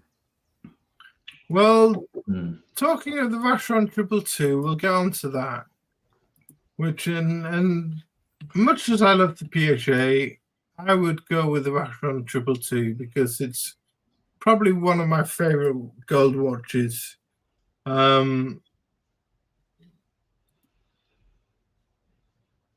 I mean, look at that. 37.9 millimeters. It's 71,000 pounds, this one, though. 7.95 mil thick. Polished sign finish yellow gold. Exhibition case back, integrated bracelet. Caliber 2.55/2 self-winding movement, 3.6 mil thick, a true icon of 1970s. This is a contemporary reissue of a historic model in yellow gold using a monoblock tonneau-shaped case with a grooved bezel. An integrated bracelet showcases a robust, functional, and sporty watch with timeless elegance thanks to its lines and curvature. Featuring a Maltese cross at 5 o'clock with an exhibition case back. That's probably my favorite gold watch. Yeah, I think it's a mind blower, this one, to be honest with you. I think it's absolutely, that bracelet is just amazing. That's silence from everyone. You don't agree? Look, I just think it's overrated, this watch. I agree the bracelet's cool. I think the thinness is cool. I like that, but the thing's all gold. It's very monochromatic, if that makes sense. So maybe that's not the right term, monochromatic. It's just, I don't know, it's kind of boring, really, for me. But apparently there is a market because they are only treating their high VIP clients with this particular watch. I'd take it over Royal. I'd take it over Royal Oak in a heartbeat. This one, and that's why I think it's overrated. Like it's just so everyone's talking about it and everyone loves it, and I really don't get it, to be honest. Someone convince me. Like, why is it so good? Like, what is so good about this watch? I love the bracelet. I love Vacheron as a company more than I do AP. I love the 70s aesthetic. I love the I just love everything about it. I think it's great. I think the main turnoff for many people is the fact that it's gold and not steel, because many people wished that being a steel or two-tone watch, and the price for the gold watch, that was really a shocker. Yeah, the price is definitely a shocker. 71,000 pounds is a chunk of cash. Boom. Wow. And if you give me the choice of the Polo versus that, I would take the Polo, to be honest. Yeah, the Polo's. I think the Polo's a great one. Yeah, compared to this one, I would take the Polo, to be honest, as well. I'm not a big fan. Yeah, I think is it because this one, the dial is so boring? Maybe on the Polo you've got there's something interesting about it. You know, it's got some difference. Where this one, like, you just look at the dial and it's just like, it looks like a PRX dial to me. I think that's what it is. Like, like honestly, like put this next to a PRX, and it fucking looks the same, man. To me. You're brutal. But I like it. I don't know. I get it. It's like I get the bracelet's cool, and you know, as I said before, like it's let's the not piss craftsmanship total- and all that. I get it, but Let's not piss Thomas totally off. He loves that watch. So me and Thomas, we always disagree on stuff, and that's really cool. Like Thomas gets it. Like, you know, I can, you know, we're just talking about watches at the end of the day. So Russ is a fanboy of the 222. So Thomas, you're in good company. Yeah. Yeah. So yeah. Muhammad Ali says he Yeah. prefers the overseas to 222. Can switch out the bracelet much easier. Yeah, two different animals, Muhammad, I think.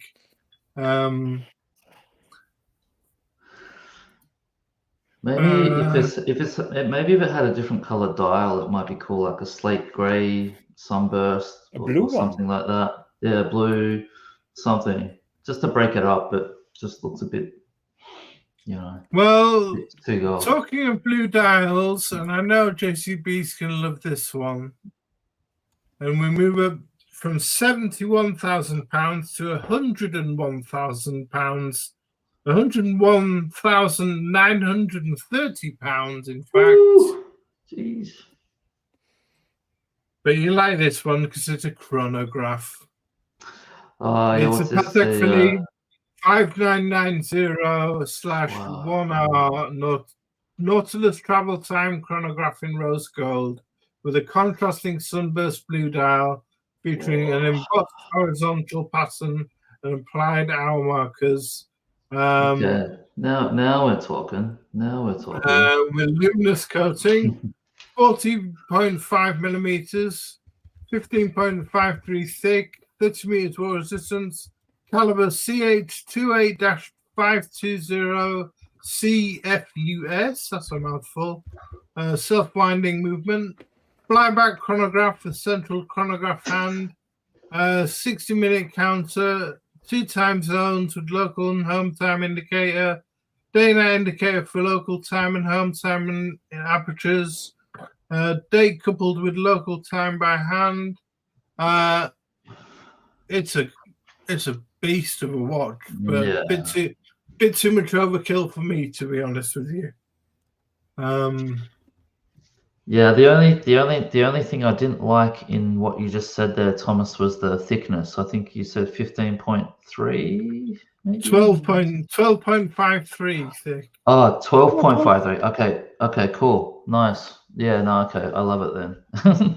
I had the pleasure of trying on a 5212, I think it is. The 5212R, which is the rose gold calendar watch. Really nice, man. Thin. They just wear so well, the Nautilus. So just they're cool watches. And this one here, it's a bit chunky, isn't it? It's a bit thick, that one. Just a little, yeah. The cool thing about them, it's got a lot of complications in it, I guess. Yeah, I get it. Yeah, it's got to be a bit thick, yeah. Travel time, chronograph. It's you know. Yeah, no, that's cool. I like this one. And I'm not a Patek fanboy or anything, and I don't jump on the hype trains. But with Nautiluses, they're pretty cool. Once you've got them on wrist, you get it. They're pretty cool pieces. Yeah. So yeah, I dig it. What do you think, Abdul? Are you a fan? Yeah. A friend of mine upgraded his Aquanaut travel time for this one, and it's really nice. It's a really nice watch. He used to have the Nautilus time only, and then he got the Aquanaut because he travels a lot, and then he upgraded for this one. He enjoys it a lot. I saw it on his wrist, and I have to say, looks really nice. But I wouldn't buy one or wear one, to be honest. Big boy piece, Russell says, turned mine down once. I tried it on 5712. Yeah, that's the one I tried on, Ross, the 5712. I was at a red bar and a dude had one, and man, I had it on my wrist. Man, he had to fucking pull it off my wrist, man. I just wanted to wear it all night. It was so nice. Real nice piece. the way the gold, that the underside of the bracelet, it's so smooth. Like you put it on your wrist and it's like butter. It's just so nice. There's not one sharp edge on the whole thing. It just, they finish these watches so well. Just really, really nice, really nicely done. So yeah, I would rock that one. And these ones you can swap over the straps too, right? You can put a leather and rubber or whatever you want. So I think, yeah, that one on a leather would be really cool too. What do you think, Thomas? Bit too much for you. I'm going to move on to Lange. Jonathan is very quiet. We're getting there. I'm pleading the fifth because I don't like this watch at all. And I will tell you exactly why. I don't like that blind spot at 12. That subdial makes the watch look weird. I'm a big fan of the perpetual calendar where the subdials are at 3, 6, and 9, but that's not available in yellow gold. But I find this subdial at 12 really irritating. Well, that's the date subdial at 12. Oh yeah, that's a date, yes. Yeah. It just irritates me. It looks like those. What is the name of those monster with that one eye on top of the head? Cyclops. Is it Minions or? Minions. Okay, we'll go with this one, Jonathan. We'll go with this one. We don't like Patek. That's funny. So move on to even further of the price range. Did you think you can get further more expensive than Patek? The H. Moser, the Streamliner Tourbillon, 109,000 Swiss francs. Featuring a Vanta Black dial, which is an innovative coating using astrophysics and taken from the aeronautical industry, absorbing up to 99.965% of visible light. The watch is powered by an in-house HMC 805 automatic tourbillon movement with its 72 hours power reserve and counteracts the effects of gravity in 2 ways. The 1 minute flying tourbillon and the patented double hairspring, where 2 identical hairsprings compensate for any positional errors. The extremely meticulous polishing and satin finishing work on adjacent surfaces, and it's required to obtain hand finishes to the case and bracelet, for which the Streamliner has become renowned. The red gold model is also available with a Wyoming Jade stone dial.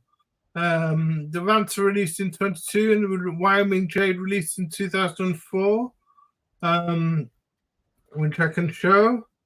This is 40 millimeters and 120 meters water resistant. What do we think to the Streamliner? Are we fans or not? Yeah, I like it. No, I like it. I like the Streamliner generally. And particularly the one they released just recently for the Formula One team. That one's really cool. This one here in gold, I reckon that looks cool. The Vanta Black Tourbillon, I mean, fuck. That's Thomas, are you going to man. show the like Laurent Ferrier tourbillon in yellow? Yeah. Okay. Because I prefer that over the Streamliner. Yeah, this one I don't like the cutouts for the tourbillon, to be honest with you. I'm just not a fan. But each to their own, I guess. I personally love the Streamliner. I love the Vanta Black dial. But just like I said, the Laurent Ferrier is better. And I'm starting to love tourbillons that are not visible from the front. Yeah. Yeah. But leaving the Laurent Ferrier aside, though, just looking at that one, though, JQH, what do you think of that piece generally, though? It's spectacular. I mean, it's an automatic tourbillon with a Vanta Black dial. in solid Yeah. gold. The price is really cool and really good if you compare it with others. This is the most recent release, the Wyoming Jade Streamliner. I like this one. I'm a big fan of streamliners. Every time that I have the possibility, Me too. I'm putting it on, and I'm just blown away by the bracelet. And now the new one has a rubber strap, which is also spectacular on this watch. That's what I was talking about. Yeah, the Force. What's the Formula One team that they bloody Alpine. That's it. Alpine. That blue strap, man. That's so cool. I don't know. I like the Vanta Black. I prefer the Vanta Black to this green. I think I do. Yeah, I think I do. Yeah. But I think people must see the I like this green more in real life. Yeah, I much prefer the Vanta Black as well. I've never seen Vanta Black in real life, actually. Yeah, it'd be interesting.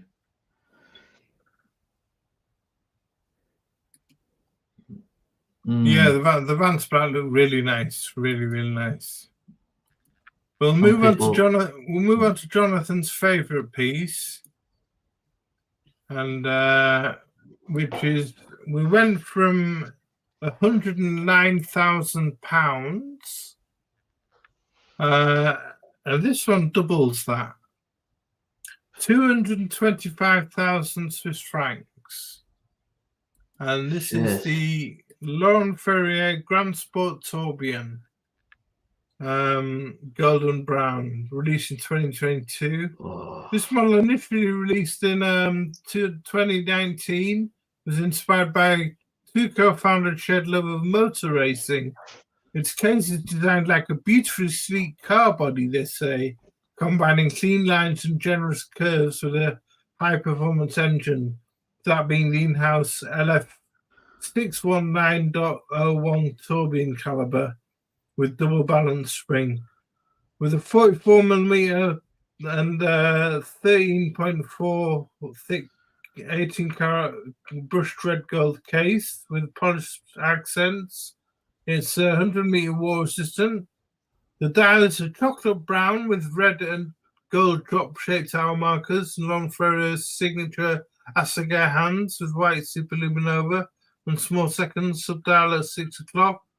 The movement supplies 80 hours of power reserve. A hidden tourbillon at the back is a super stealth, and there's another way for my favorite integrated bracelet. Is another of my favorite integrated watches. This one, integrated bracelet watches, limited to 24 pieces. It sure has a hefty price tag.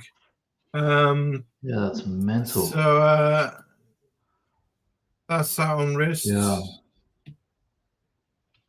So I don't like this watch in steel, but this one here in the gold, yeah, it looks a lot better. I like it. Definitely. The thing about this watch, which is interesting, is that you have, so you have a look at the dial. You have a circular dial, and then you have a cushion-shaped bezel, and then you have a tonneau-shaped case. So you've got all these different like geometric shapes all smashed into one. Then you've got these sort of weird rectangular segments in the bracelet. So visually, it's a lot to take in when you look at it. And in steel, all those different shapes, they look a lot. They're a lot more noticeable, I guess. But in the gold, for some reason, it's I don't know. It works for some reason. It works better. So yeah, it's cool. Jonathan, do you know what I mean? Like about all the different shapes. I think that is a spectacular watch. I've never tried one in yellow gold, but it looks so soft, so smooth, and that is one of the signature things of Laurent Ferrier. And visually, it's just spectacular. And I just realized how good a tourbillon can look like without that hole in the dial. I think that is absolute pure class. Yeah. Yeah, I mean, yeah, that was cool. It's a lovely looking watch. And I agree with JCB that you have a lot of competing shapes in that watch but for some reason it works. And I'm pretty sure, first of all, it differentiates it from any others. Basically, all other watches are looking like a PRX. And this is so different. It's not like a Nautilus. It is not like a Czapek. It is not like a Royal Oak. And that is really difficult to achieve, because if you have a look at the alternatives, all the alternatives, you can accuse them for copying the big dogs. But this is the own thing. And I'm pretty sure this shape grows on you over the years. You don't get bored of it. Yeah, I think so. And there's a definite, in my mind anyway, there's a definite difference between the steel version and this rose gold one. On the steel one, for some reason, just the differences in the shapes are a lot more pronounced. But here, that's just a bit more softer, and it blends in, and sort of, I think someone used the word melt. Yeah, Madman was saying it looks like it would melt almost, and it's in this rose gold, it's a lot more fluid, and it works a lot better than the steel one, at least for me. So yeah, I'm digging this one a lot, actually. Really digging it. Yeah, this is a really nice piece. What I pay? What did you say, Thomas? 220 francs. 225,000 Swiss francs. Yeah.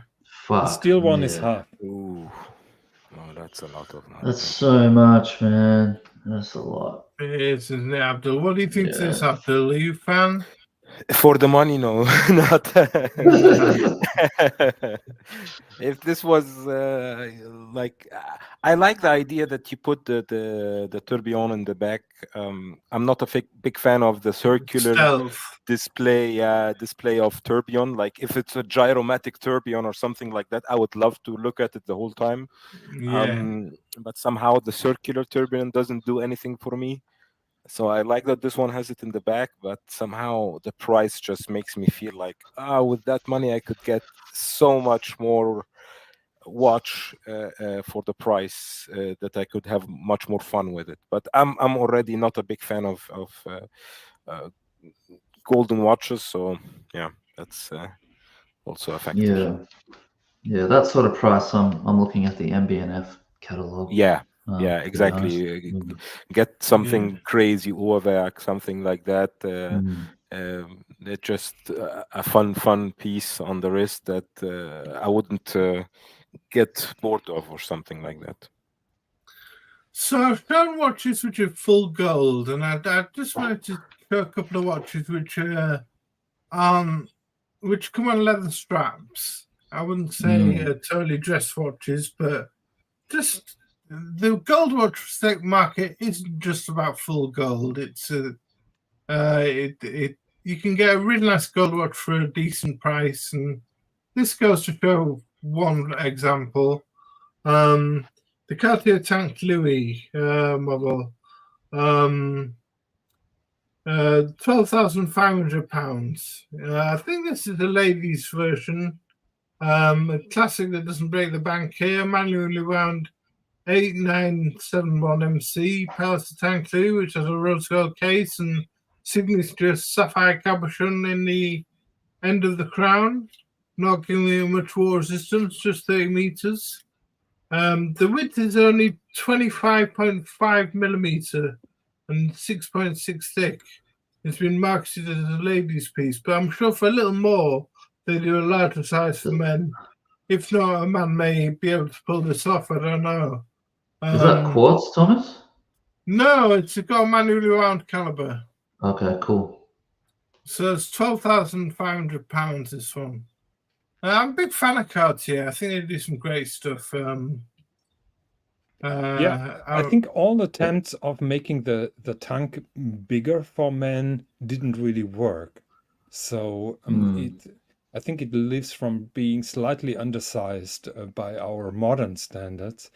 Thomas, not sure if you can pull up the watch that I have in the background, because a shout out to Bear Clooney Watches, who brought this up on Archie recently. That is the Tank Mosaic that has a gold dial with those little gold tiles. that are distributed cool. over the. I think that is a super cool Very watch. It cool. only Yeah. is like Very £1,000 cool. more than the watch that you showed, and I Yeah. think that's just Wow. spectacular. Agree. That's a beautiful. Very beautiful thing. 1980s, isn't it? That very 1980s. I'm not sure if they are still available, but if they are, I would recommend people being quick, because I think that's going to be a future classic, and probably in 10 years everybody's scratching their head and asking themselves why didn't I notice that? Yeah, nice. So just a couple more. This is one of my favorite watches. This would be one of my grail dress watches. Well, if you can call it a dress watch. But oh no, so not this one. Sorry. This is a classic. What people would call the epitome. The Calatrava is often seen as the classic dress watch, the very essence of round wristwatch, and one of the finest symbols of Patek Philippe style. This is a Patek 5227R Calatrava for £34,620. The model has a 39mm rose gold case, which is 9.24 thick and 30 meters water resistant. The ivory lacquered dial has gold applied hour markers and gold hands, but a date aperture, which I feel doesn't belong on a classic dress watch like a Calatrava. And this has a self-winding in-house caliber 26-330SC, which is another concentric issue for the classic Patek. I think it should be manually wound instead of automatic for that added romance. What do you think? Should a classic Patek be manually wound? Yeah, but I think that's maybe an office kind of watch. I feel this would be like the perfect watch for, let's say, a manager in a district manager or something like that, and he wants a watch that you don't need to wind it, you can wear it every day, it's subtle, it's still Patek Philippe, so, and gold as well, so you have to have some kind of industry where gold is okay to wear. I think like in the tech industry, I don't see any kind of higher ups wearing gold watches, but I think in finance or something like that would be a cool watch to have. I wouldn't wear it, to be honest, also. No. Yeah, in my opinion, it's a big obstacle it. for clients when they're when you show them a couple of watches, and when you tell them they're manual, so you have to wind them up every day. That is a big obstacle. So the majority will tend to automatic watches, and including the date. So in theory, you're right. Calatrava should be manual, but I think those are having the better market for Patek. Yeah. What were we going to say, JCB? No, I just find that like these three-hander watches for me, they're just so boring. Like I get you're it. a chronograph man. We know. No. What I was going to say was you can get the Calatrava with the small seconds subdial on the watch, and that to me it's got to have it's got to have that little subdial for me. So I think it's maybe the 5196 or there's some references where you've got that little second subdial just to make the watch a little bit more interesting. That's for me. Like I look at this and I'm falling asleep, to be honest. Yeah, I agree with you. I agree. Yeah. I think the central second hand has nothing to do in an elegant watch. Yeah. So they rather keep it away than have it like that, or at 6. Should be small seconds, sub-seconds. Yeah, I think so. It just makes the watch just that little bit more interesting, I think.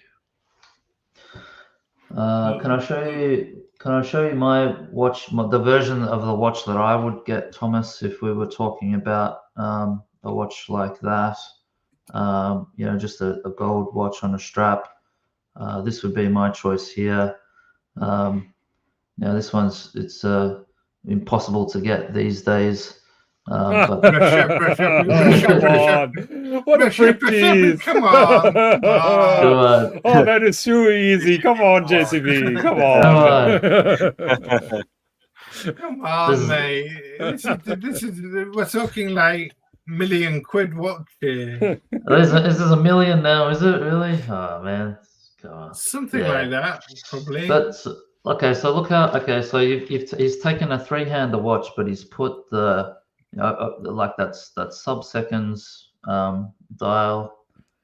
Look how he's done the Roman numerals and the design on the watch. Like he's just taken the concept of a 3-hander and just put it 5 levels up to what, like, from what anyone else has done. And then you turn the watch around and you look at the symmetry of the movement, and like, man, this guy's just a genius. It's just so good. Yeah. So yeah, this would be what I would take for a gold watch over one of those Patek 3-handers. Yeah, any day. But not for £34,000. Well, when they came out, that's how much. Well, no, they were about that when 60. they came out. Were they? The first were 60, and the second generation was 120. Okay, I thought they were around the. Okay, sorry, I thought they were around the 30 when they came out. So my mistake. But anyway, like whatever the price was, this was, and they weren't all sold out at the time. They were still available. Like Recepi, these watches were available for quite some time until the hype took off, and then they disappeared. Now you can't get them. But when they first came out, no one was really on the Recepi hype train at the time. No, I remember. There was quite some. Yeah, like people sort of knew Acrivia, they knew Recepi, but then there was something happened and it just went crazy. And obviously these watches are now, maybe $1 million, Tom. But when they came out, they weren't really that much. Thomas, you didn't have the chance to try one out, haven't you? No, I haven't. Okay. No. Have I shown you the picture where I tried it out? Because I had virtually goosebumps when I was trying it out, but now I have to find it. 1 second. Well, I'll just skip on to the next watch while you're finding that, Jonathan. Yeah. And this would be one of my picks. The Vacheron Constantin Historic American 921, £38,900. Now we're talking. I absolutely love this one. Oh yeah. Very close to the original. This watch is a modern-day interpretation of a model launched in 921, which was designed for the American market. It features quirky diagonal dial style of reading, and the time, which doesn't necessarily require you to turn your wrist to read it. It just has character. And the dial features a railway minute track, painted Breguet Arabic numerals, and the small seconds at 4 o'clock, which is 3 o'clock if you're reading it in the dial. It comes in different sizes and metals, but my favorite is this pink gold 40mm one. It has an in-house caliber 4400 AS with a 64-hour power reserve, 3-day power reserve, which is manually wound, and a hallmark of Geneva on it. And it's a banger, this one. Just, I mean, there's not much more to say about this apart from wow. It's just one of the coolest watches, isn't it? Like, it's just so cool. It just like it's just it's 3-hander with sub-seconds, Breguet numerals, but the fact that it's a driving watch and it's off to the side like that, just so cool. Just look at it. I mean, it's gorgeous. Wouldn't you love to have one of those in your collection? Man. So good. So good.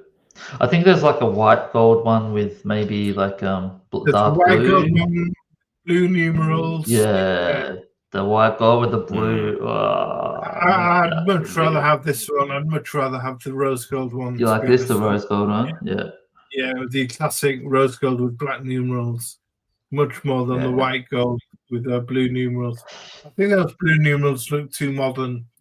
I think this looks classical. And No, I wouldn't it's, argue with either.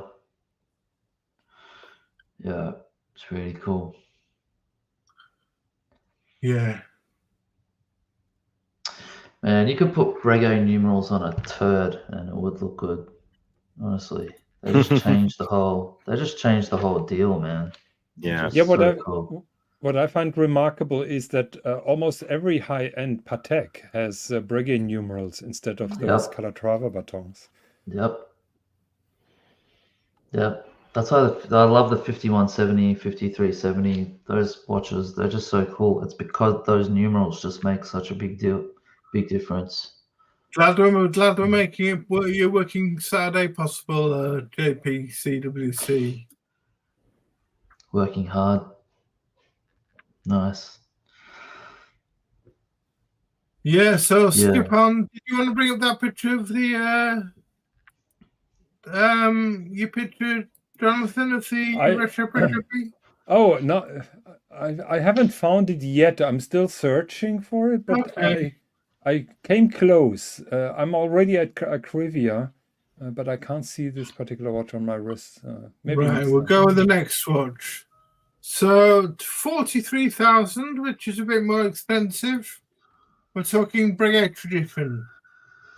In a 80 karat pink gold. This is the Breguet tradition GMT 7067BR, and it's a banger. Caliber 507 DRF with 50 hours power reserve, 40mm cases, second time zone indicator, and day-night indicator, off-centered local time, subdial at 12 o'clock, silver gold hand engraved with a rose engine, black off-centered reference time, subdial in gold also, hand engraved on the rose engine. Power reserve indicator on the back of the movement, silicon balance spring, water resistance to 30mm, also available in white gold. But that is just a beauty. So, but Thomas, can you do you realize one thing? When we've been talking about watches that are available in stainless steel, everybody was meh about the gold variant. Now we're talking about watches that are only available in gold or in white gold or in platinum, and suddenly the tide turns.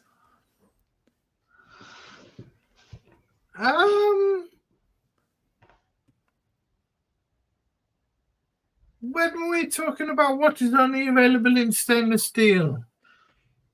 Well, that Breguet, for example, is not available in stainless steel. That Calatrava is not available in stainless steel. The Recipe is not available in stainless steel. Now everybody is getting excited because the ratio for the pricing is now correct. Because that is what I said before. Here you have valuable movements where virtually the case material doesn't make sense, and the extra cost for a metal bracelet doesn't hit in. So now this is a total different ball game, in my opinion. Yeah. So here we sort of transitioned from hype and jewelry to just putting a nice movement in a nice case. Yep. Just class. It's just class, man. But the price of it. What's the price of this one, Thomas? Yeah. £43,000. Yeah. See, I mean, okay. So we looked at the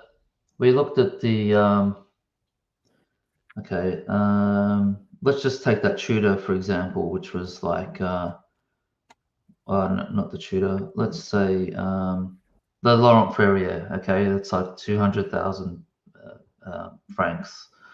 The whole thing's gold. Here you're getting like 40,000. It's a much easier pill to swallow relative to other gold pieces, I suppose. When you look at the horology and the watchmaking that you're getting for that sort of money.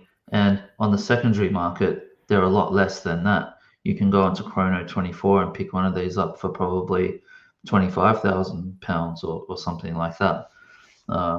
So there's some sort of sweet spot with the gold pieces where you're getting into you can find some value here. Hi, Ned Dog. Good to see you, my friend. Yeah, He says the Breguet may be 43k new, but you had for the secondary market for half. That's exactly my point. Yeah, it's a lot cheaper on the secondary. This one too. Yeah, very good point. Yeah, I found the picture. Yeah, I think this is. Yeah, I think this watch is exactly what JQH was saying before. This is a kind of movement, a very nice, elegant movement that it's too precious to put in a plain stainless steel case. So a precious metal is very, let's say, reasonable and logical to have in such a movement and such a dial, and then you're not paying for the 10,000 euros or whatever it is that you will pay for the bracelet. And on the secondary market is even cheaper because it's not a hyped watch. Nobody's flexing with a Breguet on a leather strap. So I think that's like the perfect watch to get if you're looking for something gold. Yeah, I absolutely love these Breguet. Breguet is one of my favorite brands, as you all know, and I love these traditions. We'll just go to Jonathan, show of him wearing the Recipe. Yeah. So you can see my goosebumps here. Yeah.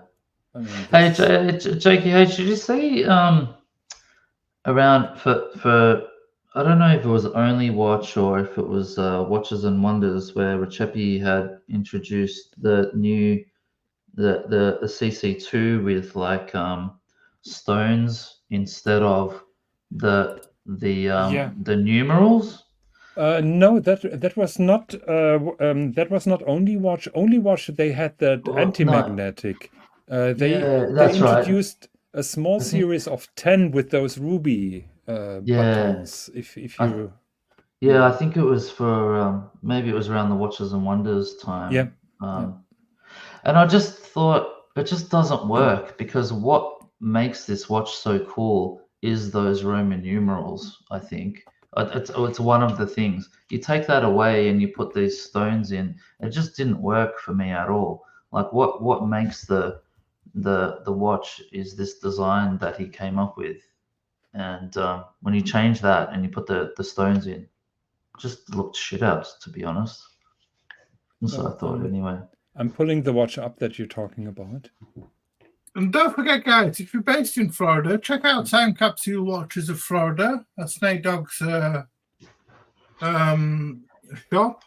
I'm sure he's got some great stock in. And yeah, there we guys. Thomas, I have the one with the rubies in the back. Oh, it's a bit overkill for me, that. Bit overkill. Yeah, like, okay, so the sort of the design language of the CC1, CC2 was this Art Deco-y sort of, it was a weird sort of jumble up of different things, and it just made it really cool. And then you take those Roman numerals away and you put these stones, and I don't know, it just doesn't work. If I could get that for retail, I would grab it immediately. However, yeah, sure, but okay, compared to the original, like your point. You're absolutely correct. Yeah. And this would make like a perfect his and hers watch if you have the original one with the Roman numerals in it. Yeah. It just doesn't work. Yeah, Nate Dogg just giving us a couple of prices on some good watches you can be had for good prices. The JLC Master Control 8-day hand wound can be had for $12,000 US dollars, or any number of Grand Reversos for about $10,000 US dollars. I mean, that's secondary, so amazing prices at gold watches can plummet to on the secondary market. Yeah, when there are not high pieces, absolutely. Yeah. So you can pick up some great gold watches. I mean, when you Swiss, forget the high watches. Swiss has a full calendar GLC in steel, not in gold. He got it for less than half retail. So there are fantastic deals out there. So I just want to end on a couple of watches for JCB, seeing as he's a chronograph man. One is I know you hate the looks on this, don't you, Jonathan? But this is this is the I love this one. This is the Vacheron Constantin Historique Comte de Vache 1955. This is £62,000. This watch pays tribute to the cowhorn lugs that were on the reference 6087 manually wound chronograph from 1955. There was the first water-resistant chronograph manufactured by Vacheron Constantin. Painted in blue on the tachometer scale makes it possible. Painted in blue, the tachometer scale makes it possible to determine an average speed using the blue central second hand on the chronograph. This is column wheel chronograph caliber 1142, which is manually wound with 48 hours of power service, stamped with the hallmark of Geneva to guarantee excellent reliability. The 38.5mm case has an exhibition case back and is one of my favorite chronographs, and is also available in steel. Go on then, JCB, hit us. What do you think? No, I was going to say, look, when I first got into when I first saw this watch, you know, however many years ago it was, I used to think the lugs were super weird, but over in time, when I've seen the watch more, and particularly when I've seen it on people's wrists when they're dressed up wearing a suit or something like that, it's just a standout watch. It's just so cool. Those lugs they're unique. They give the watch something different. And yeah, I'm totally with you, Thomas. Love this watch, man. It's just such a great piece, man. It's just really, really cool. See that, like those lugs, you sort of think they look weird, but they're just unique. They give the watch something different, and just a different point of, a point of difference, I should say, from all of the other chronographs and other watches that are out there. So yeah, with this one, mate. I like it. Jonathan, with your hate for the Comte de Vache. Yeah, my opinion hasn't changed, and I would take an 1815 chronograph over this one any day of the week. Yeah, I think the price is a bit different though. Like this is a lot less, I think, at least in steel. Can you get an 1815 in steel? I don't think so, right? No, it's only I think it's white gold, or when it comes in gold. That would be my favorite. So you can get this watch in steel, which would make it you could get some value out of it. So I think it's a cool piece. Good to see you, and Excellency, my friend. Thanks for joining in, and have a good walk with the dogs.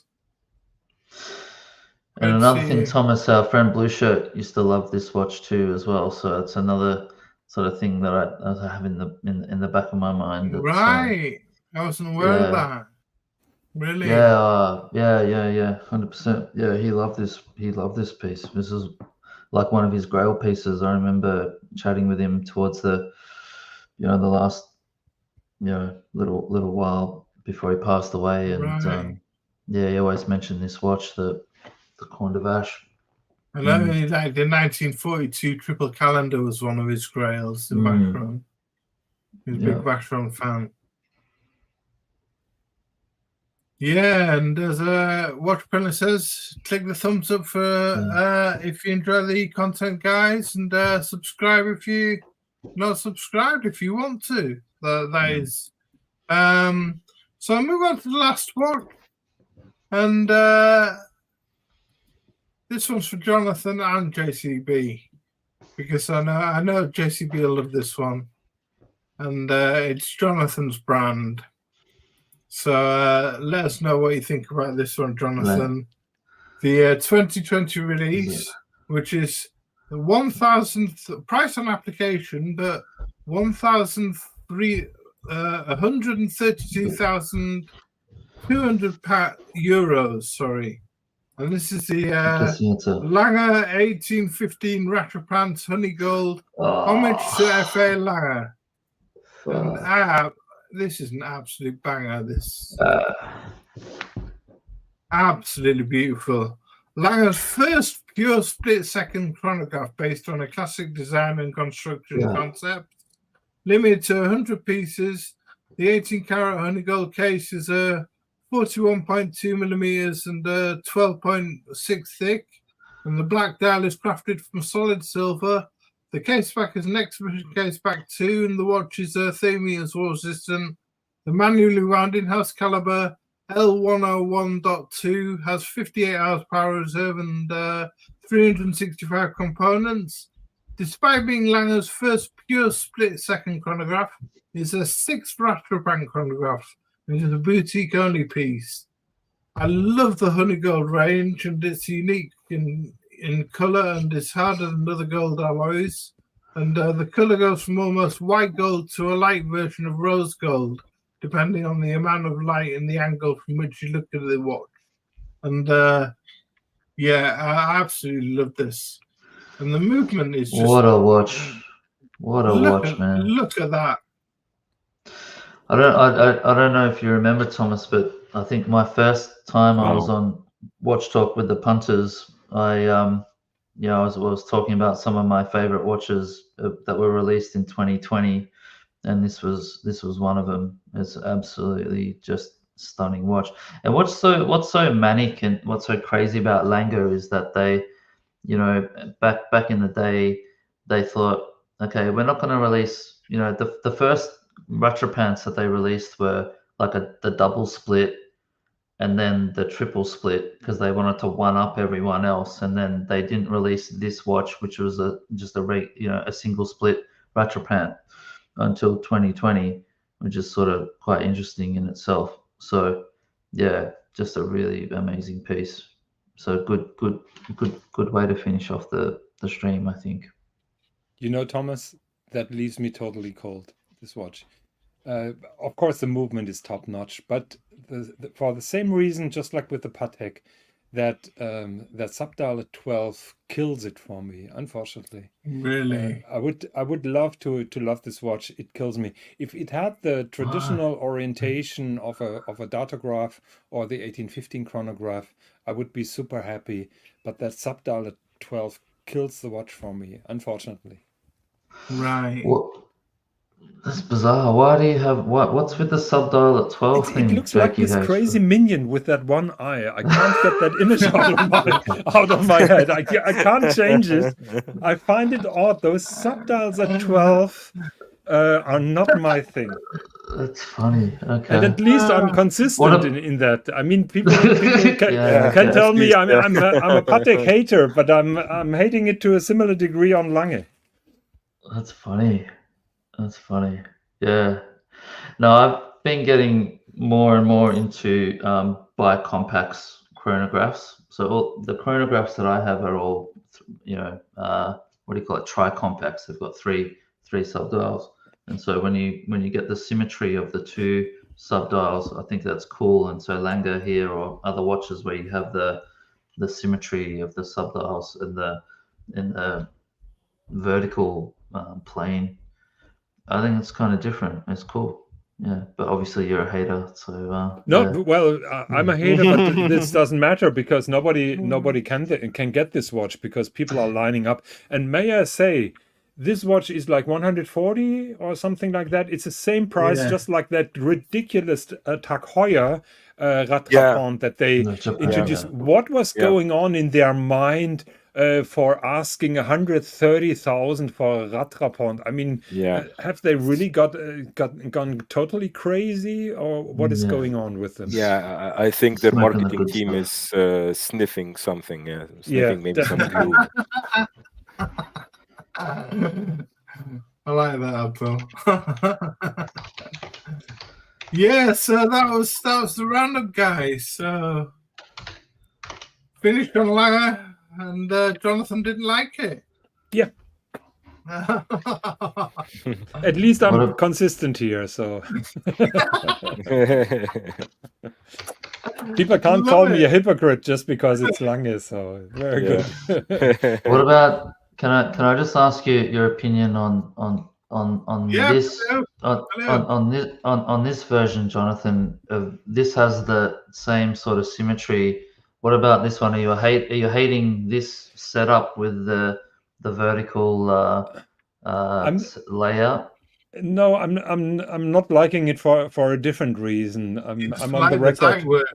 Yeah, I don't like those. I connect digital time display with cheap watches, and Really? I have a hard time to compute this. I really want to love the watch because technically Oh my it's God. super cool. You know you're in the Lions Den now. You got Thomas, me, and Abdul, Yeah. which are like this is Yeah, our great. This is great we're watch. like, we're like I should have shut up before. Get the No. fuck out of here. Now people are going after me because they like a particular Lange watch and I don't. So breaking news. Nah, fair enough. Oh, can you pull up the 5269? Patek 5269R. Just for Madman and Bill. They've been gagging for it. Patek 5269R. Oh, okay, this guy here. That's the Aquanaut travel time. Is this the one they want to see? I think so, yeah. Can you get a bigger picture? Is that with the big home logo on it? Oh, this is release with the quartz one. Oh. No, That's, this is the. That's for me a jewelry this watch. is oh yeah, that's the quartz one. Oh, Jesus Yeah. Christ. Oh, I've got a Quartz photograph of that. Oh, hang on. 30 Sorry. 30 meters water resistance. This is just Patek, Yeah. like laughing their That's, ass off and seeing what they can sell their Yep, customers. but that is not the worst part of it. The worst part, I'm going to show it to you. 1 second. I have it in. I've got the background, bigger Thomas. picture on Thomas. Oh, circulation. I have it. 1 second. Yeah. Having it on Safari browser. Where's my other browser? There we go. Is it the quartz one? Yeah, It's that's a a quartz, quartz yeah. one. Mhm. Yeah. Oh, think it's- this is an abomination. I don't know, Bill and Madman. I'm sorry Yeah. to say, but this is. I know it's made for the female market, probably, but 60,000 quid or whatever it is. I mean, it's just not worth it. It's just, Thomas, can you pull up my That's Aussie. image, please? That's Aussie. yeah.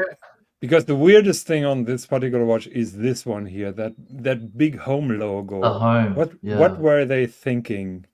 The hell? That is a home master. I call it the home master.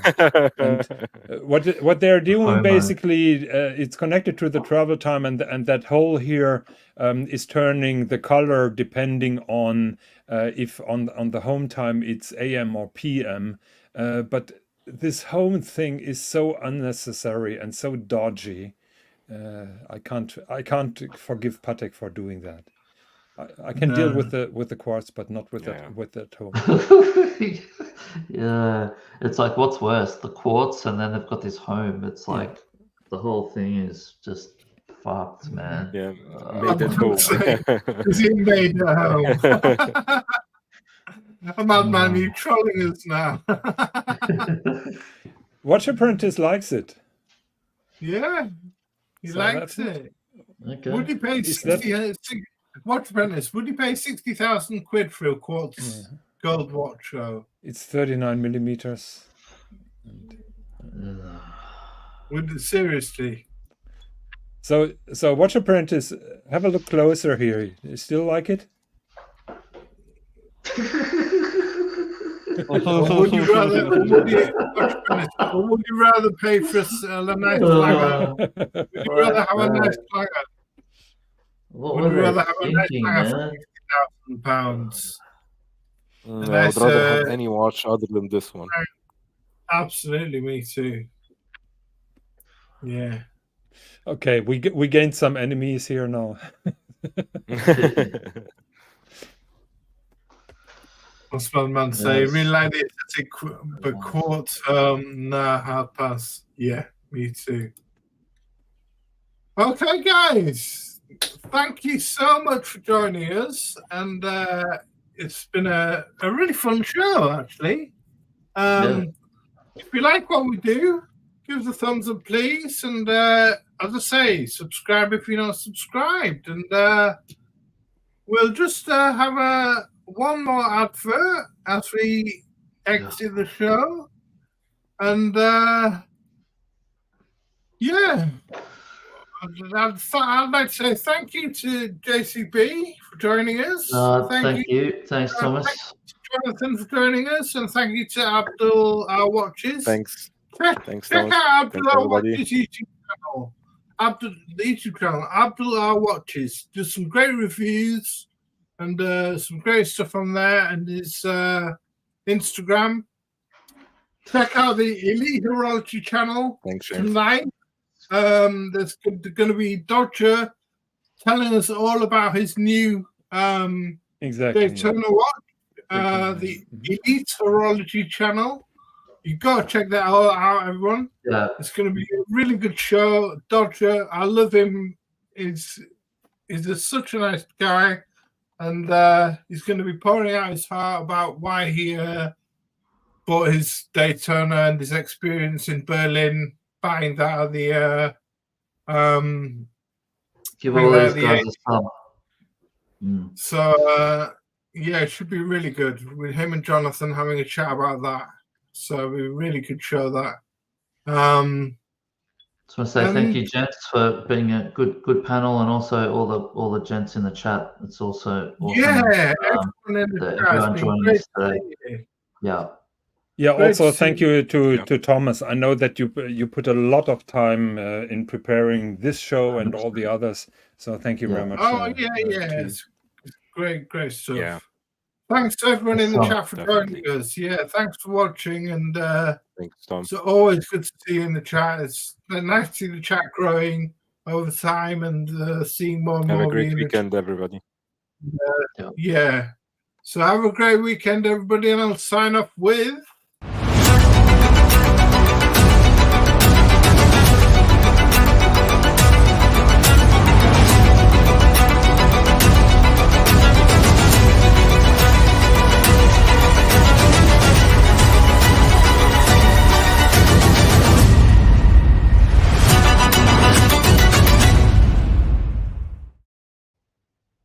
Take care, everyone.